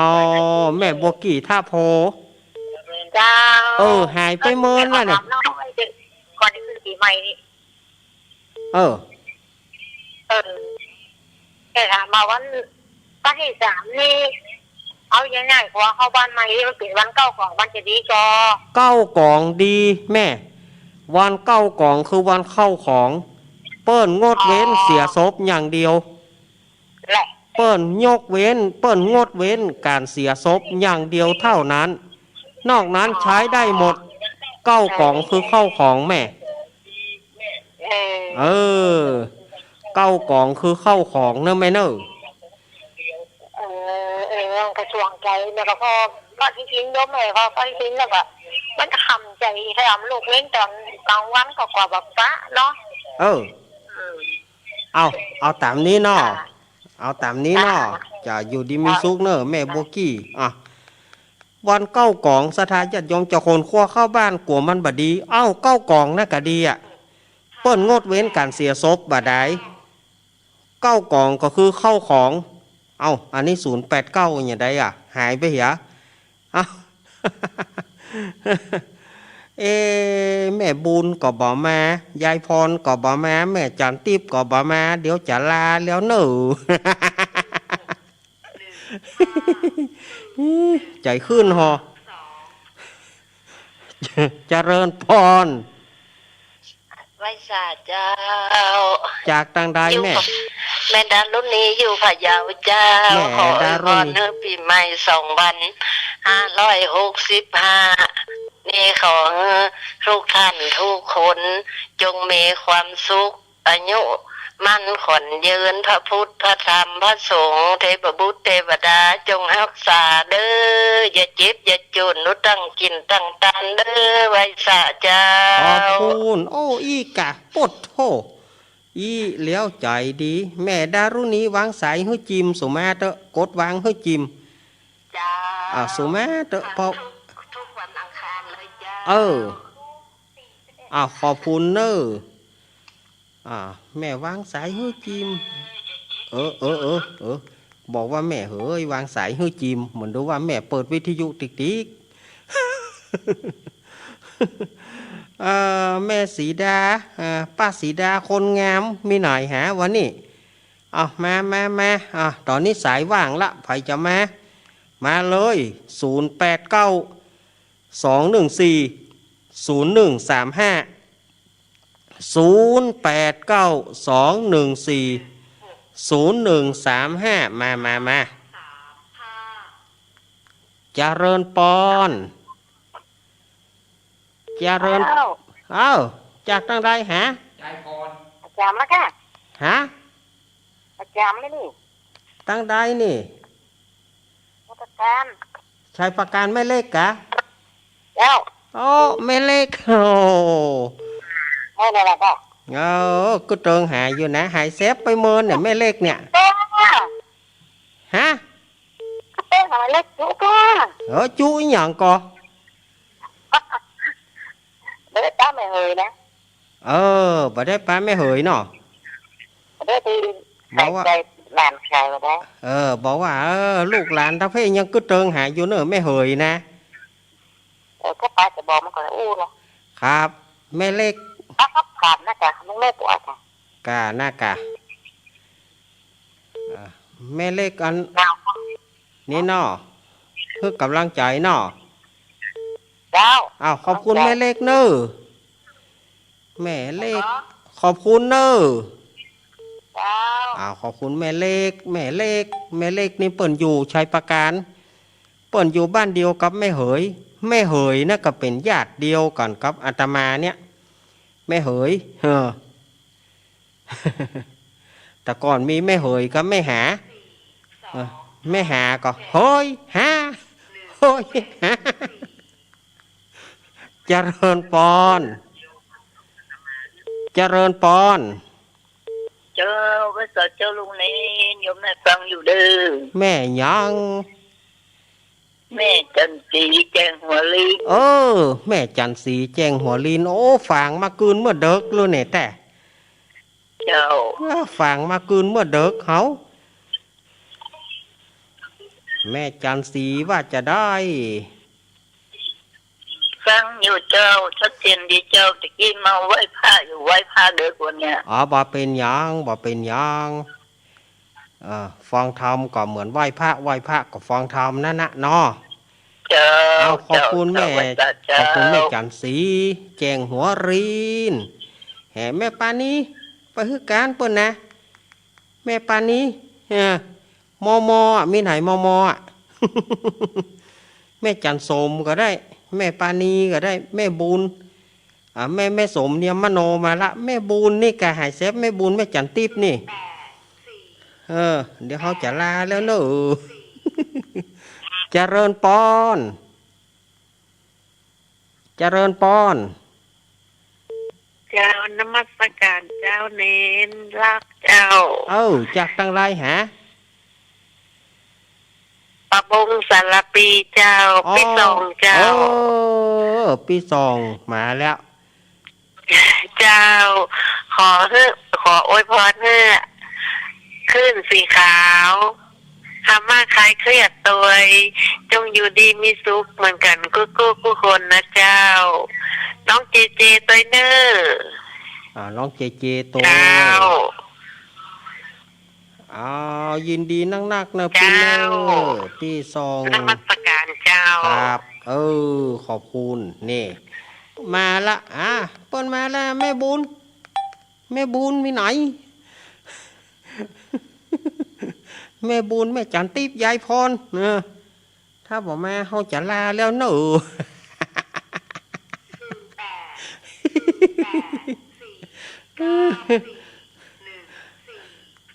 เจริญปอน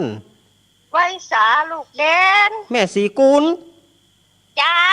เฮ้ยแม่สีกุล กันโทล่าบ้านหนองลอง หนองลองลำปางนะเจ้าว่าจะได้หาแม่สีกุลโอ้ยฟังเถอะลูกเด่นจงมีความสุขนะความเจริญนะครับขึ้นสีขาวเต้ยครับอย่างก็ทำมาใครเครียดเต้ยนะคิดงานให้ได้งานคิดทองให้ได้ทองสาธุคือจิตเนี่ยเย็นใจนะสาธุสุขใจนะสาธุนี่นะสาธุเจ้าสาธุขอบคุณแม่สีกุลเจ้าไว้สาเจ้าลูกเด่นอยู่ดีสบายได้เจ้าแม่สีกุลไว้สาเจ้าแม่สีกุลวางสายเฮือจิมกดวางเฮือจิมสายอื่นเข้ามาแม่สีกุลเวียงหนองบ้านหนองร่องเจริญปอนเจ้าการไว้สาเจ้าลุงเด่นจากตังได้จะแม่สุโคนจังหวัดลำปางเจ้าแม่สุเมืองจังหวัดลำปางเจ้าอำเภอเมืองบ่อำเภอเมืองจังหวัดลำปางเจ้าแม่พังลุงเน้นทุกวันอังคารนะลูกขอบคุณนักขอบคุณนักเนอะเจ้าแต่แม่โทรมตันเปิ่นได้ตันเปิ่นวันนี้ตันแล้วเจ้าตันแล้วให้กำลังใจลุงเน้นเนอะครับขอบคุณเนอะเจ้าสาธุเจ๊ไปไหนล่ะเจ๊อยู่เนี่ยกะสวัสดีเจ๊เลยเนอะเดี๋ยวก่อนเปิ้นฮับหูละเปิ้นฟังอยู่ครับสาธุแม่วางสายฮื้อจิมแม่กดวางฮื้อจิมแม่กดวางฮื้อจิมสุมาเตอขอบคุณสายตะกี้มีไหนสายตะกี้เข้ามาตะกี้ตืดมีไหนเหรอ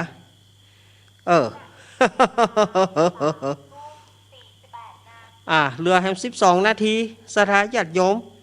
วันนี้เปิดสายให้เต็มที่เนี่ยญาติโยมนะถ้าเปิดสายน้อยก็บอกว่าโจมเปิดสายน้อยพอเปิดสายนักบอกให้มีไผ่โถเจริญปอนสวัสดีเจ้าจากตังได้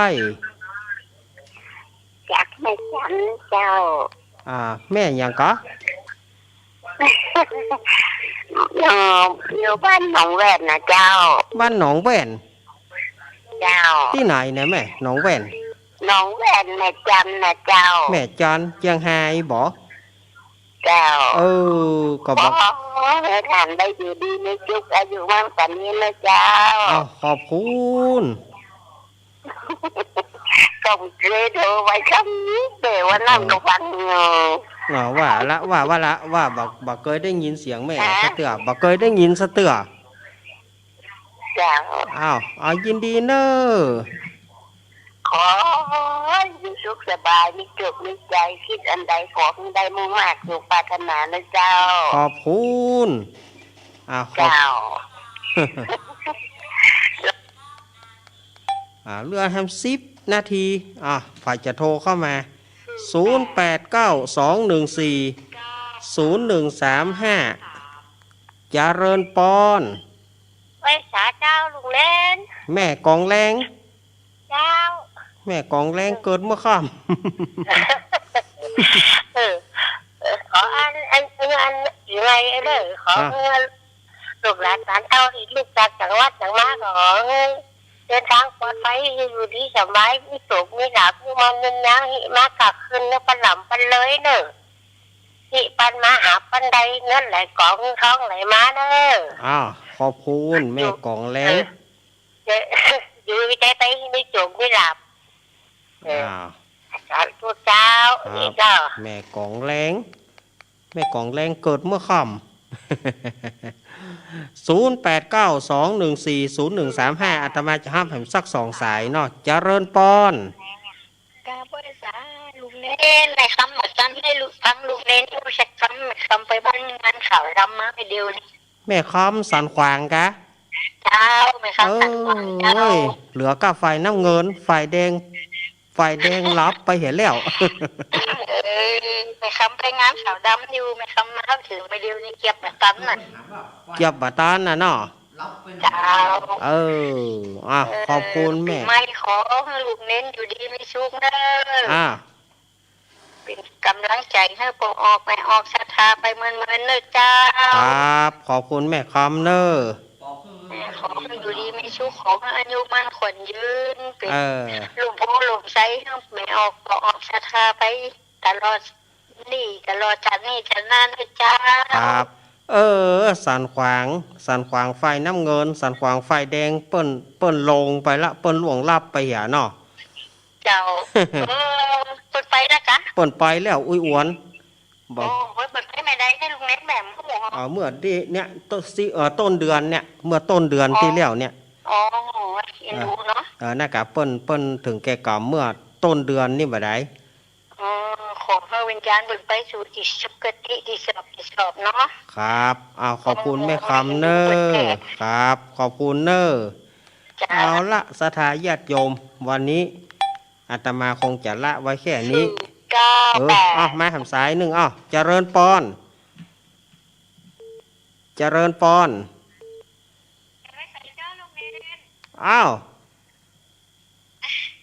อันนี้ท่านตามเรียมกับเป้าเป็นเจ้าท่านบุญสารไว้เจ้าแม่กี่กะบัดเจ้าแม่ตุ๋ยเจ้าแม่ตุ๋ยเนาะเจ้าห่างตามว่าได้แม่ขอไว้พรให้ลูกเนรและขึ้นสีขาวทุกคนมีความสุขนะเจ้าครับและขอบารมีของพระสงฆ์เจ้าที่ได้มาเทศน์ธรรมให้ฟังเนี่ยมีความสุขความเจริญและโค้งโฮมขึ้นสีขาวทุกคนนะเจ้าครับขอบคุณแม่ตุ๋ยเนอเจ้าค่ะไว้สายครับเอาละวันนี้อาตมาผลบุญอันใดที่อาตมาได้ทำบุญวันนี้ศรัทธาญาติโยมได้อวยพระอวยพรในวันนี้อาตมาขอยกเป็นพระวปัจจัยขอยกผลบุญนี้ให้แด่ดวงวิญญาณของแม่อุ้ยอวนกิติรังกาขอให้แม่อุ้ยอวนได้รับผลบุญกุศลศรัทธาได้อวยพรมาอย่างใดขอให้ผลบุญนั้นไปเตื่อมไปตุ้มป่าแม่อุ้ยอวนเพื่อได้ขึ้นจากที่ยากภาคจากที่ทุกข์ขึ้นสู่สวงสวรรค์จันฟ้า บุญสมปานแก่กล้าได้ถึงอมตะมหานิพพานวันนี้อาตมาภาพก็ขอให้อุ้ยอวนได้รับผลบุญกุศลเนอ บัดนี้ศรัทธาญาติโยมวาระสุดท้ายอาตมาขออวยพรให้กับศรัทธาญาติโยมที่อวยขอบคุณที่ญาติโยมอวยพรให้อาตมาและอวยพรให้คลื่นสีขาวของเฮาก็ดีคลื่นธรรมะคลายเครียดก็ดีอาตมาก็ขอบพระคุณขอบใจศรัทธาญาติโยมที่อวยรับอวยพรให้อาตมาและทีมงานมีความสุขความเจริญอาตมาก็ด้วยคำอวยพรญาติโยมได้ให้อาตมาฉันใดขอสะท้อนปิกไปหาญาติโยมให้ญาติโยมมีความสุขฉันนั้นวันนี้อาตมาก็จะขออวยพรปีใหม่ไว้ต่อไปช่วงสุดท้ายอาตมาจะให้เจได้อวยพรให้กับพ่อแม่พี่น้องคนฟังเฮาเพราะว่าจะให้เวลาเจนักหน่อยก่อนที่จะได้ให้เวลาเจนั่นก็ขอวันที่9 มกราคมจะไปลืมวันที่9ก็ไปห่วมกันตาลผ้าป่าและตาลห้องทรงวัดฝ่ายหินวัดฝ่ายหินแล้วก็วันที่31ที่จะถึงนี่ก็ไปสวดมนต์ข้ามปีบารมีข้ามพศปุณเนอร์วัดอุทยานธรรมพระสุนทรมุนีเพื่อจะไปตานที่วัดศพเตินก่อนเพื่อจะไปตานที่วัดศพเตินก่อนที่ท่านอาจารย์สาธิตธีรปัญโยแล้วก็เมื่อตอนเปิ้นก็จะยกกองเปิ้นก็จะย้ายคาราวานไปพักที่อุทยานธรรมพระสุนทรมุนีเพื่อจะมีการสวดมนต์ข้ามปีสร้างบารมีข้ามพศอันนี้ก็เชิญชวนคณะสัตยาติโยมต่อไปก็ให้เจได้อวยพรให้กับพ่อแม่พี่น้องประดาคนฟังให้กำนอกครับขอบแม่พี่น้องสวัสดีปีใหม่เหมือนกันนะครับ สวัสดีแม่พี่น้องที่ฟังที่ยุนี่เหมือนกันสวัสดีปีใหม่เหมือนกันนะครับสวัสดีปีใหม่แม่เพนเหมือนกัน